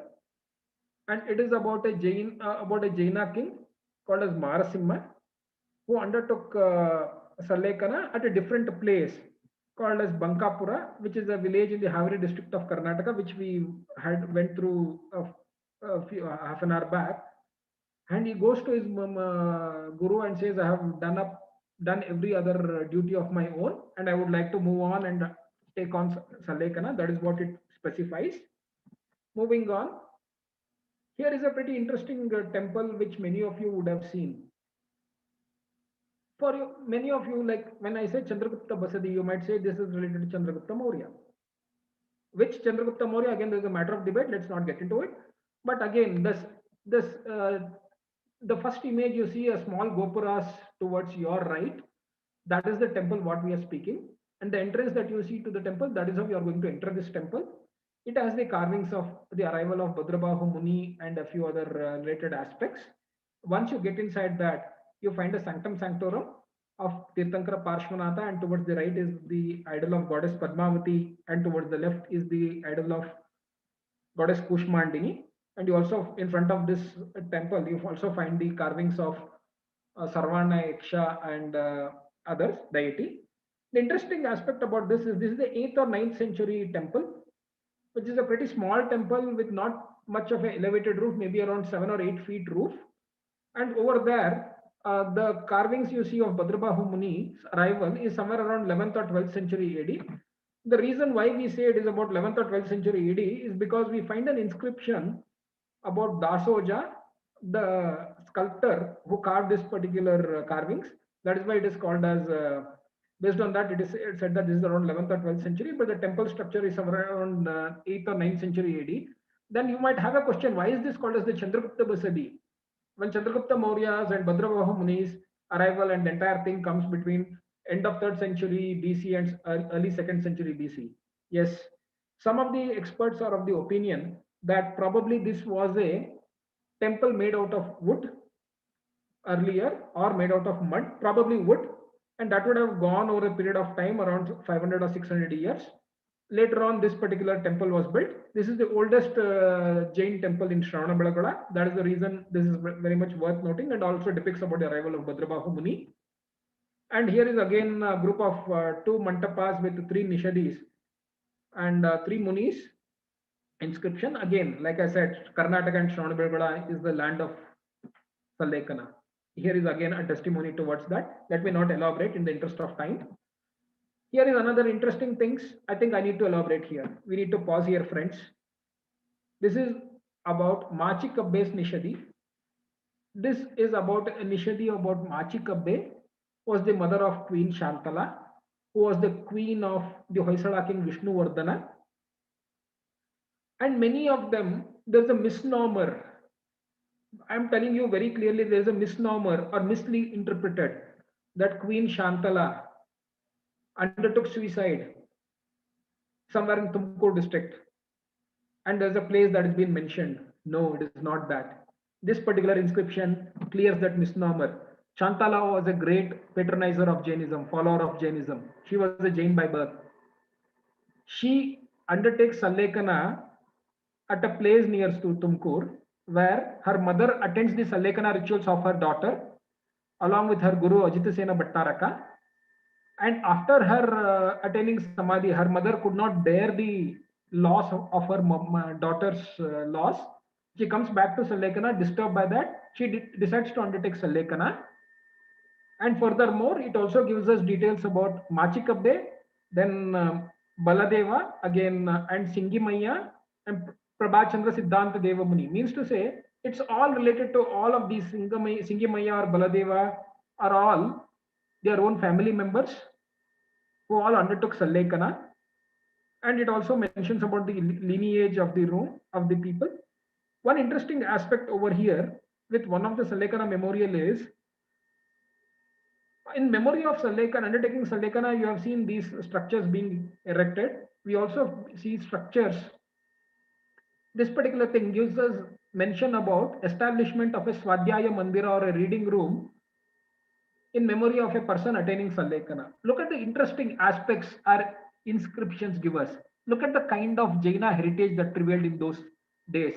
I mean, this gives you a feel of the way Jainism used to prevail, the heritage, the followership of the Jain philosophy those days. Moving on. Here is another interesting temple called as Antarala Parshvanatha Swami Basadi. Whoever is gone to Shravanabelagola, never, apart from the Bahubali idol, this is the next thing many of them remember, the temple, the lofty Manastamba and the Parshvanatha Tirthankara idol. Yes, this temple has a history of over 8, that is spread over 8 centuries. This temple was built somewhere during the 10th or 11th century AD, and not exact references are available. And you find the Parshvanatha Tirthankara. Below the knee of the Tirthankara, you find some small carvings, right? You might be wondering, what is that all about? It is about, again, Kamatopasarga. Kamata giving upasargas to Tirthankara Parshvanatha. Those are all found over there. And another interesting aspect is, there is another inscription that is found within the temple which speaks about a donation being made by a householder to Kamata Parshvadeva. That is what it is interesting about. And the lofty Manastamba you see over there was being inscribed by a merchant called as Puttaya from Hassan town in 1700s. Means to say 11th or 10th or 11th century, and again during the 1700s, 700 to 800 years of history is what it has. Coincidentally, this temple happens to be our family deity. Nitin sir, in another 5 minutes time, sir, you will wind up, sir. Sure, sir. Sure, sir. Thank you you. find this particular inscription again within this particular temple. This is about Muni Mallishena Maladhari Deva. We found about one of the other Sallekana memorials which mentioned about the arrival of Bhadrabahu Muni. Again, this inscription speaks about the arrival of Bhadrabahu Muni and the lineage over there. The kind of relationship people had, the different Munis had between themselves. It is a 255 line inscription in the form of a kamba or a pillar, and it is 1129 AD. One interesting aspect, friends, if you are a student of Jainism, and particularly if you are looking at Sallekana memorials again, you see the third image, you find a small thong or a kind of a structure, thread kind of a structure, that is a yoga patti, which is being carved over there. Usually yoga pattis are carved on munis who were Bala Brahmacharis. That is what it indicates. It is a Kavya Nishadi, which has been written in the form of an inscription in the form of a poem. Moving on, we are coming on to the end, just a couple of few slides. So this is a pretty interesting structure many of you would have seen while climbing up the Shravanabelagola's Bahubali hillock or the Indragiri hill. It is called as Siddharagundu. And many of them say it is Tirthankar Adinath and his sons. But however, there is a lot of discussion around that. On this particular boulder, friends, you can find around 7 to 8 inscriptions, out of which 5 of them are Nishadis again. And there's a lot of debate around this, a lot of research needs to happen about those carvings in the top. Some of them, they say that is a Salekana inscription based on some Muni's name called as Padmanandi Deva in the top. Moving on, here is another interesting thing. Many of us have seen but would not have noticed the importance over here. This is of a Gajalakshmi sculpture carved on a huge boulder. This is one of the top Gajalakshmi sculptures being carved on a boulder that was over there. Moving on, here is another temple which you would have definitely seen when if you have gone to Shravanabelagola, the temple just besides before entering the Bahubali idol. This is called as Siddhara Basadi. And these are two inscriptions. One of them is called as the Salekana memorial, again of a Muni called as Shruta Muni. And it again mentions about the arrival of Bhadrabahu. Means to say, in history, we find 3 inscriptions that clearly documents the arrival of Bhadrabahu, and the 3 inscriptions you have seen in during our discussion now. And who doesn't know about this? Every Jain, anyone would definitely know about Bahubali, the idol of Bahubali idol, carved in 981 AD by Chavundaraya. You have inscriptions of Tamil and as well as Marathi inscriptions over there. And just couple of slides just before we conclude. This is a interesting place called as Kambadalli near Shravanabelagola, which has a Panchakuta Basadi and the Basadi of Shantinatha. The one in the front that you see in the second image is called as the Shantinatha Basadi, and in its ceilings you find pretty interesting carvings in the roof. Just below the center of this particular thing of the Tirthankara, many people sit over there and do meditation. And here you find the Bhattaraka seat of Bhanukirti Swamiji. And earlier it is believed that it is said that there were 72 Jain temples over here, and this is called as Kambadahalli due to the presence of a Kamba or a pillar, and above that you find the Brahma Yaksha. And here is Aratipura. Aratipura is one of the most happening sites in the history of Jainism of late. And Aratipura has 2 hills. One of them is called as Shramanappana Betta or Dodda Betta, and other one is called as Kanakagiri. And on Dodda Betta, you find around 9 or 10 feet high idol of Lord Bahubali. This is said to be much more older than the one at Shravanabelagola. And on the smaller hill, recently, friends, in the past 4 to 5 years, a lot of excavation has been happened, and it is the ASI site wherein remains of 12 different Jain temples have been found. Due to time constraints, I haven't put up them. However, here is one sample of the site. Look at this. Again, these are all the Salekana memorials found at Aratipura. And these are all the remains of a temple that were all temples built of brick and mortar, brick. Okay, moving on. Last 4 or 5 slides. Moodapidri's Tribona Tilaka Chudamani Basadi. Who doesn't know this? In terms of its culture, one of the topmost temples, one of the topmost Jain temples in the world, which was constructed during the 14th century, built in 3 different time frame. Pretty interesting aspect over here is, friends, this temple is at Modubidri. It has Chandranatha as the main deity. But interesting aspect is related to Shravanabelagola, Hasan and Gerusappa. In the temple, let's see in the next 30 seconds explore that. The frontmost portion you see over there is a very attractive portion over there, Mantapa, called as Bhairadevi Mantapa. They say Channa Bhairadevi or the Gerusappa queens got this done over there. And this temple, then coming on to Hasan and Shravanabelagola, you saw about the lofty Manastamba on the Chandragiri hill made by Puttaya.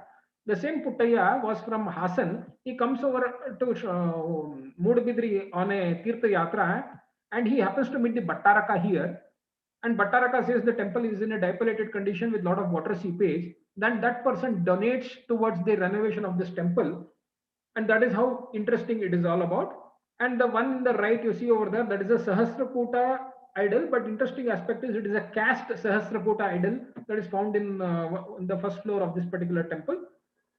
Friends, couple of slides which you ought to see, you need to look at. Many of them would have missed this at Moodabidri. This is a fish eye lens view taken by my dear friend Neranki Parshvanath. And the idols over there is about 24 Tirthankaras. All of them are made out of mud or leppa. And to the extreme right of the Tirthankara is about Saraswati. To the extreme left is about Padmavati. Interesting aspect over here is that Padmavati is seen along with her parivara, that is her Sakhis and her disciples, which is rare to find. Probably only 3 to 4 idols of such kind are found across Karnataka, and this is across the world. This is one of them. The other one is also found at Penukonda. And look at all the idols, they are all painted in natural colors, and the varnas or the colors of the Tirthankaras are as per the Jaina Siddhanta, as mentioned in the Jaina Siddhanta. The one you see over there to the right is about another, the Kshetrapala over there, again made out of Leppa. And here is another temple at Moodbidri. You find around 10 temples at Moodbidri which are in a row, called as the Jaina Basadi Bidi or the Jain Temple Street. One of the important temples over there is the Leppa Basadi. Again, all these deities, the Chandranatha, Shama Yaksha, and Jwalamalini Yakshi. Similar structure you saw at Kelasuru near Kanakagiri in Chamarajanagar district. Again, this is all made out of Leppa. Again, all of them have been painted by natural colors. And very interesting structure, guys. Again, I have been speaking about Sallekana. These are all again Sallekana memorials, or the memorials of Munis and Bhattarakas of Moodbidri that have been kept out over there. But these are pretty much interesting structures called as Mudijas or Mundijas.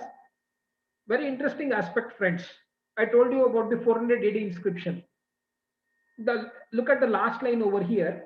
Here is an English inscription of 1925, again a Sallekana memorial. Right from 400 AD to 1925, look at the contrasting. Right from Hale Kannada, the Old Kannada, the Sanskrit, Kannada, Prakrit, Brahmi inscriptions, you see the Kannada and English inscriptions as well. Just independence inscriptions. Last 3 slides, 3 to 4 slides. And you would have seen about Karkala, heard about Karkala. And this is again a drone shot image, an aerial view image of Karkala's Manastamba. In the center is the Manastamba. You have 9 temples surrounding that. It is in the Hiriyangadi area. And this is the attractive Manastamba, which is around 54 feet or 16.5 meters high. It is only the Manastamba is being looked after by the Archaeological Survey of India. And this Manastamba is called as the king of Manastambas, owing to its richness in terms of its architecture, carvings and all. Then just besides this, you find the Basadi of behind the Manastamba, and this is what it is. This is the Hire Basadi, dedicated to Tirthankara Neminatha in Padmasana. This is the Hire Basadi. Hire means big, or the main Basadi. This is where the entire many rituals. This is just in the premises of the Hire Basadi. In front of that is a Mantapa, where the consecration or the Pattabhisheka of the Lalitakirti Bhattaraka Swamiji of the Karkala Jain Mutt happens. Moving on, just adjacent to that, you find another temple. That is what is about Hallara Basadi, again about the 24 Tirthankaras. This is the aerial view of the temple. Then this is another Chaturmukha temple.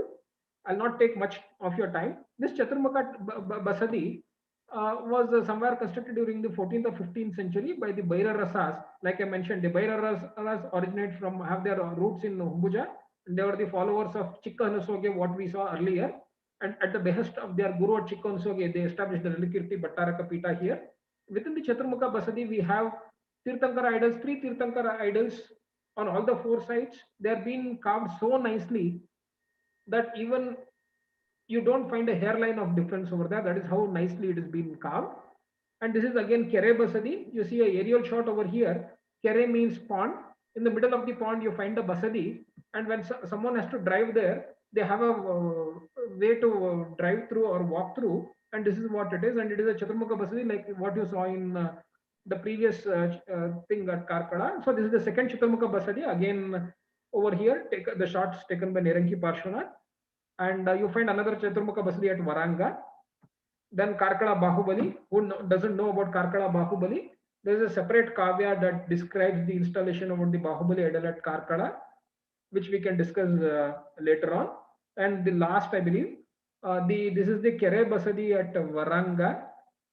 Varanga's Kere Basadi, I'm sorry, I could not manage to get the photographs due to time constraints. This is a very picturesque Basadi, which is a Chaturmukha Basadi in the middle of a pond, similar to what you saw over here at Karkala.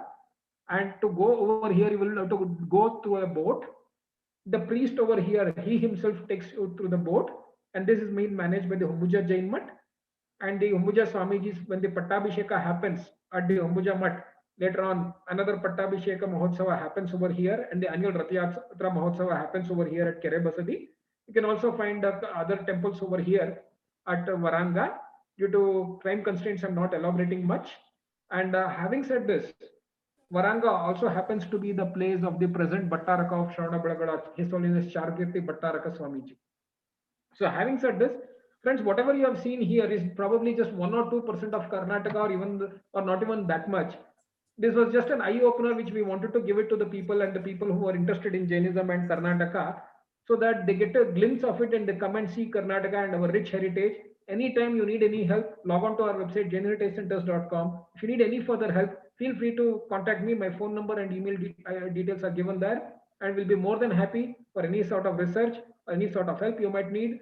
And my team over here in Karnataka, they're all there with you guys with any kind of research related to Jainism that you intend to have. Thank you. Jai Jainendra. Thank you, Nitin sir. You have really transported us to a different world altogether. We're really very happy, Nitin sir. Could you take the streaming, switch the streaming off, Nitin sir? Thank you very much. And our guest of honor, Dr. Abesa Srishimal, has been very patient and kind enough to be with us throughout the presentation, sir. So without much ado, Dr. Abesa Srishimal. Yeah, please. Over to you, sir. Thank you very much, Shantiji. I must first congratulate the entire Jainology Department of Madras University under the Research Foundation for Jainology for doing such a wonderful job of bringing this scholars on along with Jain Heritage Center, Bangalore. Various cities and states have been covered, including Orissa and Madhya Pradesh and other places. But Karnataka had the opportunity of coming twice because of Nitinji's deep interest. And Nitinji, I think the way you have presented yourself, we are really proud about knowing so many heritage centers in Karnataka. And you have done a wonderful job. I must congratulate you for this. But I have one question for you, sir. Yes, sir. Nitinji, I happen to meet the director in CIIRC, which is the Research Center for at Kanakapura, which is Center for Incubation, Innovation, Research and Consultancy. And I was asked to do a research on Siri Bhuvalaya. Yes, sir. Siri Bhuvalaya was a script written by Kumudendra Mudiji. Right, sir. Written in Kannada in 800 AD. Yes, sir. And in a frame of 27 by 27, there are 727 square, sheets, which cover many of the languages to art, science, and everything it covers. I mean, this is something, they've been asking me to fund the entire research. But I wanted somebody who can be good in artificial intelligence to really decode the... Sir, we have lost your audio, Abhay, sir. I don't know whether you're able to hear us. Yeah, I can hear you. I can hear. Sir, that's a very good point you brought up, sir. In fact, I've spent around 6 months helping out a team to work around Siri Bolaya. And it's definitely one of the things anyone would want to definitely get into. But it's a very complex thing. But yes, like you said, what everyone says is Siri Bolaya, if that has to be done, it is like a person has to dedicate his life or all his free time only to this. It's not just one person. It's a group of around 20-30 scholars from different fields and different languages who will have to be funded and who should be working together for that to happen. And I was involved in one of the projects driven by one of the teams. And I have a slight understanding of that as well. But yes, it's a very good thing. But yes, if we do it, it involves a lot of Indian languages. It involves a lot of science, Ayurveda, philosophy, physics, every other thing over there.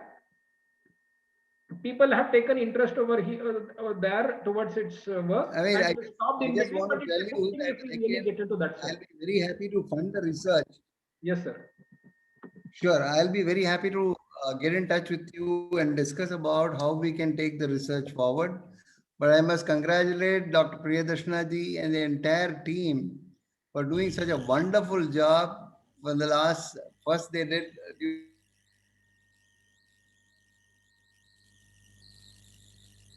Sir, we lost you, sir. Abhay, sir, we lost you.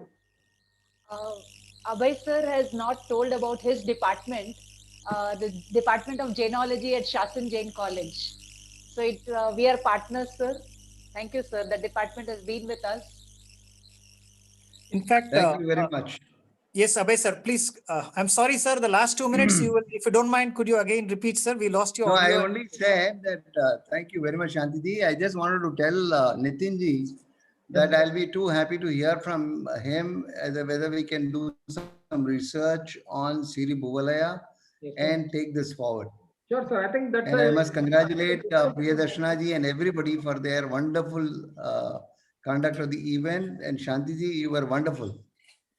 Thank you very much. Abhay sir, can we ask you your guidance how to preserve our heritage centers? Your tip for that will give us a lot of support. How to preserve our heritage which is getting lost? Just one line, sir. One line. It's a mammoth task. I just cannot tell you in one word. But in one word, I can tell you that the Tadapatras, which are available in various places, we had a discussion with a Muniji in Pune, and I told them that I can give him the silver nanoparticles and the gold nanoparticles to really preserve these Tadapatras. Similarly, these silver nanoparticles and gold nanoparticles can be used for preserving the idols and preserving the entire heritage of ours. So I'll be too happy. I mean, I cannot sum it up in one sentence. It's a huge subject, but whatever I can do from my end, I'll be too happy to join my hands and do some research on this. Abhay sir, Rajkumar ji Sethi is with us, and he is a relative of Nirmal Kumar ji Sethi, and they have been in the field for so many years, sir. Very good. Very nice meeting them. Yes, sir. Thank you, sir. Over to Shanti, sir. Thank you, Abhay sir.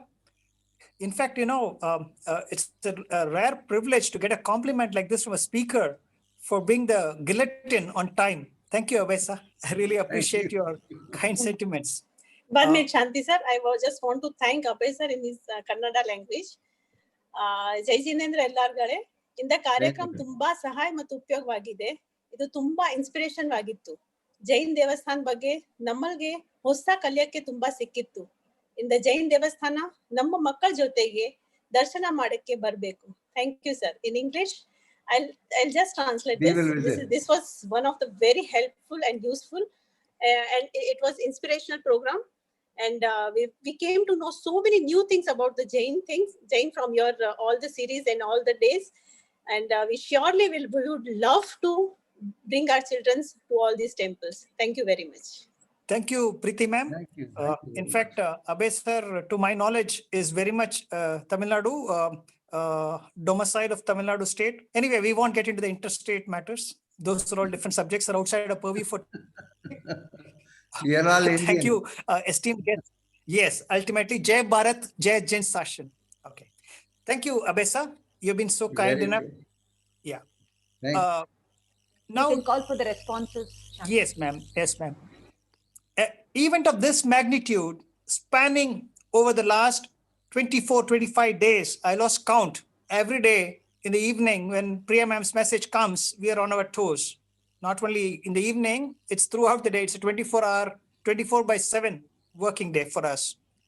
In spite of heavy rain, in spite of power cuts, in fact, one of the co-hosts for today, who is helping us video stream this event, she's right now sitting in Vijayawada, and she just messaged me, I got a power cut here. That's the spirit of this event. In spite of all these insurmountable difficulties, we are very happy that with the blessings of the belief in us that we are all capable of being the Paramatma, with that potentiality in all of us, I'm purposely telling this loudly so that we all wake up to this point. We have been really blessed to have this event, which to my dreams sounded a little bit against the odds at the beginning, but the spirit of one person, the guidance of that individual kept us all going. She's got a lot of plans in her bag. She doesn't divulge them very fast. She is versatile in Prakrit and other languages, and she is always full of zeal and enthusiasm. And believe me, she does 6 to 8 hours of back-to-back Zoom online classes. In fact, she's more busy this COVID season than normal times. And she is a teacher as well as a learner, a student. Because in the morning, she did a 40-day course between 6 to 8 a.m. in yoga, an advanced course, and so many different subjects, a versatile personality. Salutations to this illustrious lady.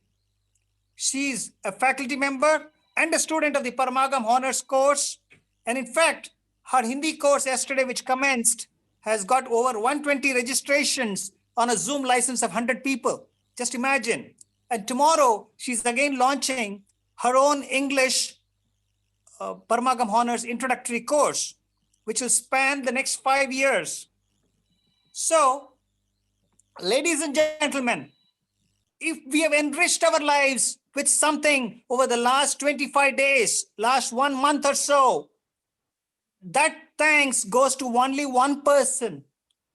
And now it is my honor and privilege to call this personality who is going to invite and be the moderator for the balanced proceedings, who is going to take over and interact with the people who are going to ask questions, and the presenter, Mr. Nitin, today, and who will give her concluding remarks.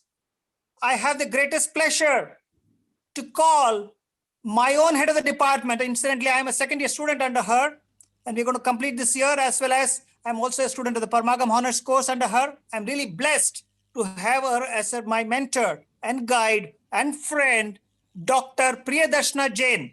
Over to Dr. Priyadarshana, ma'am. Thank you, Shanti sir. You have wasted 5 minutes talking about me. Thank you so much. I would like to call Ma'am, for... I'm sorry, I stopped your video. Please. Yes. Thank you. Yes.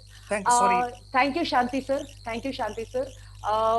We are all for promoting Jain culture and Indian culture. That is Bharat, Jai Jain Shasun. India has to get back its glorious place in the world and be the Vishwa Guru. That is what we are working for. We are strengthening our Prime Minister. We are strengthening our leaders who are working day and night to promote Jainism worldwide. Whether it is the Department of Jainology in Chennai or whether it is the Jaina of America, we are all one family. We have to unite to save our heritage today and to promote our philosophy of non-violence, self-restraint, and austerity. That is what these images have spoken to us. The philosophy was vibrant in those days, and that is why the kings and the traders and the artisans, they patronized it, and that is how we find so much of heritage. In due course, people forgot the philosophy, and that is why our heritage is in such a state. So we are thankful to Research Foundation and Shasun Jain College and the university authorities who help us to promote the great Jain philosophy. If we can keep the philosophy alive, we can keep our heritage alive. So we need to take our philosophy and our heritage to our children, to our people worldwide. This is how we need to do Jainism. We have to forget the labels of Digambar, Shwetambar or Srimad Rajchandra. We have to talk unitedly. Sab hamare hai, hum sabke hai. So this is with this spirit, we started this 17-day Paryushan program, and we took a small break, and then we did this 7-day heritage program. And this is only a humble beginning. There are 10 events that are going to be lined up in the coming years. So all of you, please be tuned. And I would like to call for the responses. But before that, I would like to request Ravichandran sir to please show himself up. He is the one person who has single-handedly managed the entire technical show. But for him, we would have been running to Jaipur or to Vishalji Joshi or to somebody to help us with this technical work. So Ravichandran sir was supposed to make the presentation on the Tamil Nadu day, but there was a death in his family, so he had to go there and he could not even make his presentation. So thank you, Ravichandran sir, for silently anchoring the whole show Thank you, Ravichandran sir. You have been a pillar. You have supported this program so much, and that too selflessly. Thank you, Ravichandran sir. We are very proud of you, and we wish you all the very best, sir. Can we see Lata madam, who Thank you does very all much, the ma'am. Thank you very much. translations? So thank No, you, she's not Lata, here. Ravichandran. Yes, She's yes, not yes. here. Thank you very much. Okay. Thank you very much, Thank you, ma'am. Ravichandran sir. Thank you. And Thank then you. we have Shanti sir and my entire team. I have a list of names of 25 people. I'm not going to call out their names. I've thanked them all on the group, the big message that I've sent. I cannot really thank them. I'm proud of this team. It is because of this team I got the moral support and the confidence to do this program. I always tell, one sparrow cannot make spring. There have to be many sparrows, and only then we'll understand that it is springtime. So all these sparrows are chirping, and more sparrows have to chirp, and only then we can save our heritage centers and we can promote our philosophy. The world needs ahimsa, anekant, and aparigraha, provided we know how to market it very effectively. So this department, these two departments are for promotion of ahimsa, anekant, aparigraha, ahimsa, sayam, and tapa in whatever way we can. So I'm thankful to Shasun Jain College, the department who has partnered us, Research Foundation, and Nitin, the hosts who have arranged, who have helped me to put up this show together. Yesterday, I got a call from Sethi Saab. I'm not going to tell you which Sethi Saab, and they want us to do more programs. So this is the reward that my team is getting, and my entire team is with both the Sethi Saab in promoting, in conserving the heritage. I would request Nirmal Kumarji Sethi to kindly give his response.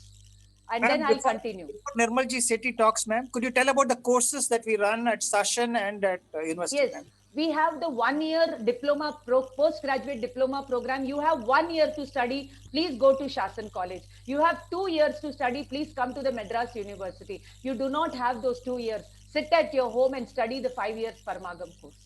But study what the Vitrag Paramatma stands for. What these images are silently telling you. Come unto yourself. Know yourself. Be yourself.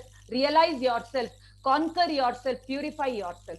If you are not giving time to yourself, you are giving to the mundane things and you are going back to the cycle of transmigration. So here is a chance. हमें भगवान बनने के लिए ये भाव मिला है. तो हमें भगवान के मैसेज को बहुत डीपली स्टडी करना पड़ेगा. And the more you study, you will know that less and less you know. So Shanti sir, this is about the programs. And over to Nirmal Kumarji Sethi, and then I will call for the other responses. Please Nirmalji, be ready. please unmute yourself. And others, raise your hands. Whoever wants to ask questions, another 5 minutes, 7 minutes for the question answer session. सिर्फ 1 minute Nirmal Kumar sir. Sorry hello, sir, हमारे पास time की मर्यादा है.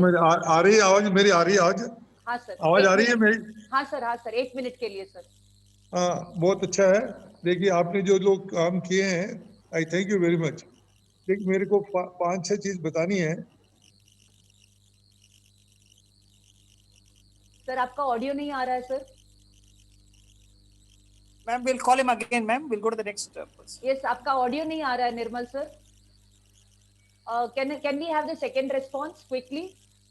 We are sorry, we are not engaging in discussions and response. You have to be in touch with these people to get your daily dose of your inquiries and all that.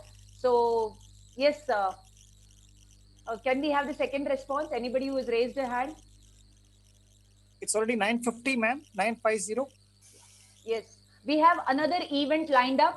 It will be a paid event, and it is about Arugya Bohi Labham, how to reach the state of Vitragata and how to help ourselves through holistic health and healing. That is the next program that will start from the 1st of October. Yes, Rajkumarji Sethi. Rajkumar Sethi. Yeah. Yes. Yes, and our people who are watching outside India can contact Prabhaji for Parmagam honors details. Yes, Rajkumarji Sethi. जय जिनेंद्र, आज आपका जो कार्यक्रम था बहुत ही सुंदर लगा मुझे. मैं अगले 10 या 15 दिन के अंदर में बंगालुरु उड़ीसा के बारे में प्रिय कार्यक्रम करने का विचार कर रहा हूँ. मैंने आज बात की है. अच्छा, 1 मिनट में कर रहा हूँ. मेरा नितिन जी से एक ही प्रार्थना है, उन्होंने कर्नाटक की गुलबर्गा डिस्ट्रिक्ट को जरूर अपने उसके अंदर में ले. गुलबर्गा के अंदर में 45 मंदिर हैं और सब 1000 साल प्राचीन है, राष्ट्रकूट राजाओं के हैं. उनको भी अपनी इस कार्यक्रम में स्थान दे. उनसे यही मेरी प्रार्थना है नितिन जी से. धन्यवाद राजकुमार सर. निर्मल कुमार जी वापस जुड़ गए हैं, प्लीज उनको अनम्यूट कर दीजिए. और एक रिस्पॉन्स हम लेंगे, सिर्फ हमारे पास टाइम बहुत कम है, ऑलरेडी हमने 9:30 से 10 कर दिया है, हम आपका और टाइम नहीं लेंगे, सबके रात्रि विश्राम का समय हो रहा है, हम निर्मल आप जी सबसे बोलिए। क्षमा चाहते हैं। हाँ निर्मल जी। हाँ, मैंने यही कहा, मेरा यही कहना है आपको कि जो सेंट्रल गवर्नमेंट है उनको हम लोग अप्रोच करें, एक रिसर्च इंस्टीट्यूट बनाने के लिए गवर्नमेंट को, हमारा जैन हेरिटेज के लिए, और जो उनको जो अभी फंडिंग है जैन हेरिटेज को बचाने के लिए, at least the central government should allot 10,000 crore rupees to save the Jain heritage all over India. This is the main thing we should approach the central government. Second, the state government should be also requested to fund the protection of ancient heritage. Third, we Jains should also come forward and donate money for saving our ancient structure. But main thing is that we should protect the thing in the same thing. We should not change the originality of the ancient things which we are doing. Particularly our gurus are doing this thing. We should request them that they should not change, they should not demolish the ancient, our heritage at any cost. So this is my request to you all, and I thank you very much, Priyadarshana ji. Thank you, Nirmal Nirmal Kumar sir. For doing these things. Nirmal Thank you. Kumar sir, please give us a chance to make these presentations in front of the government officers, the archaeological officers. We'll try to impress. I mean, we are with you, sir. We are with you, sir. Yes, Madam Rajendra. MD, Mr. Rajendra, ma'am, the last response for today, Mr. Rajendra. 1 minute I'll tell about Rajendra sir. He joined the Department of Jainology, and his wife has done MA MPhil in the department, and she's a guest faculty in the department. And she has translated recently the Tattvartha सूत्र, और जो श्वेतांबर परंपरा में जो 25 बोल की book है, उसी पैटर्न पे उन्होंने दिगंबर ट्रेडिशन में 25 से ज्यादा बोलों का उन्होंने तमिल में भी काम किया है. A very active couple studying and promoting Jainism. Over to Rajendra sir. Just 1 second, 1 minute sir. Quickly sir. We cannot hear you sir. We cannot hear you. We cannot hear you sir. Ma'am, we'll close the event, ma'am. 1 second, 1 second. We'll have to hear Rajendra sir. Yeah, it's 56. We have just 4 minutes to go for 10, and we'll close by sharp 10 o'clock. Rajendra sir, we can't hear you. We'll have to skip you. And thank you, Nitin. Thank you, Kishan Chandra. Thank you, Abhay sir. Thank you, all the audience members. I thank all my team on this side and on that side. And Nitin, can you just give a word of thanks? Yep. On behalf of the host organization? Sure. Thank you, everyone, for providing us this opportunity to be a part of the Jain Heritage Lecture Series. It's definitely a privilege to be part of this initiative along with the 3 other organizing committees, the University of Madras, the Shasun College, as well as the Research Center for Jainology. And just to respond to one couple of things, like Rajkumar Sethi sir said, yes sir, during the previous presentation we did present about a few sites in the Gulbarga district as well as a part of the presentation. And as a part of this particular work, I mean, just rather than part of my thank you note as well. So whatever we have been able to do it here, it's all because of the support system that we have across our ecosystem.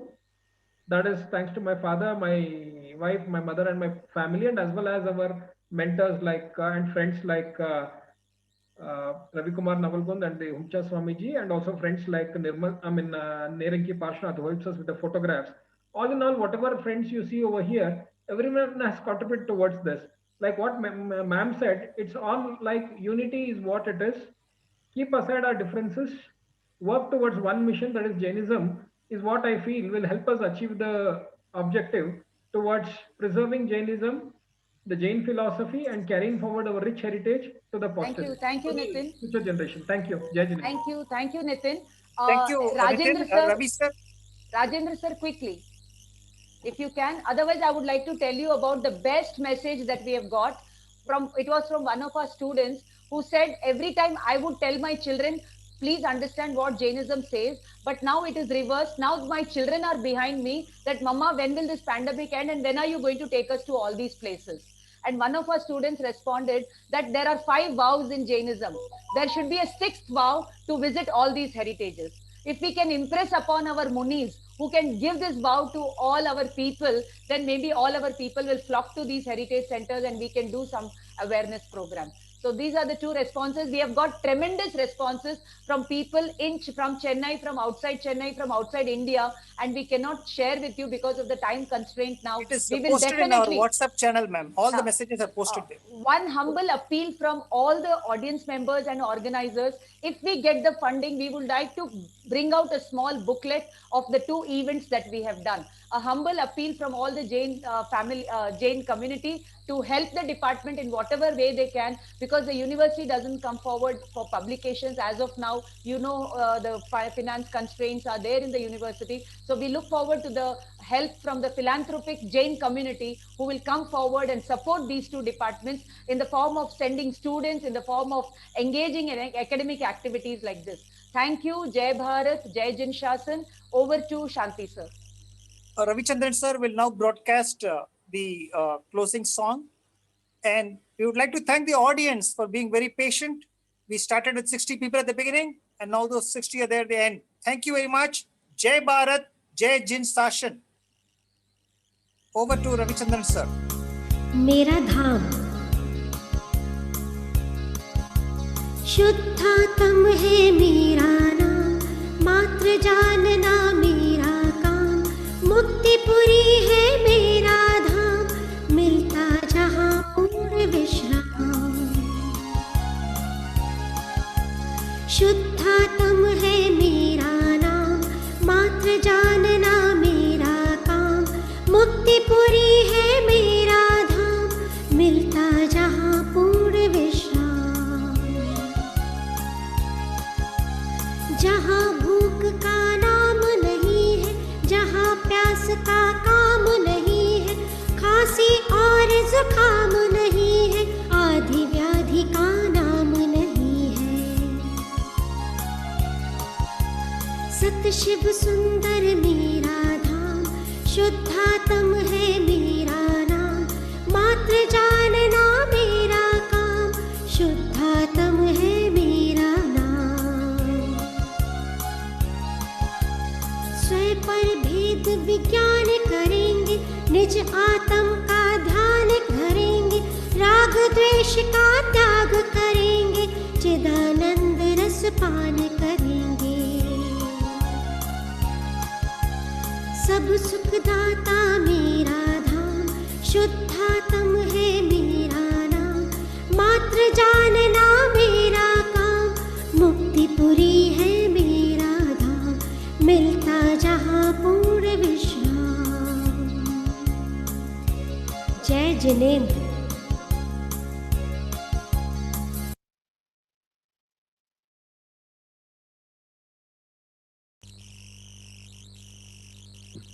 Thank you and good night. Thank you once again.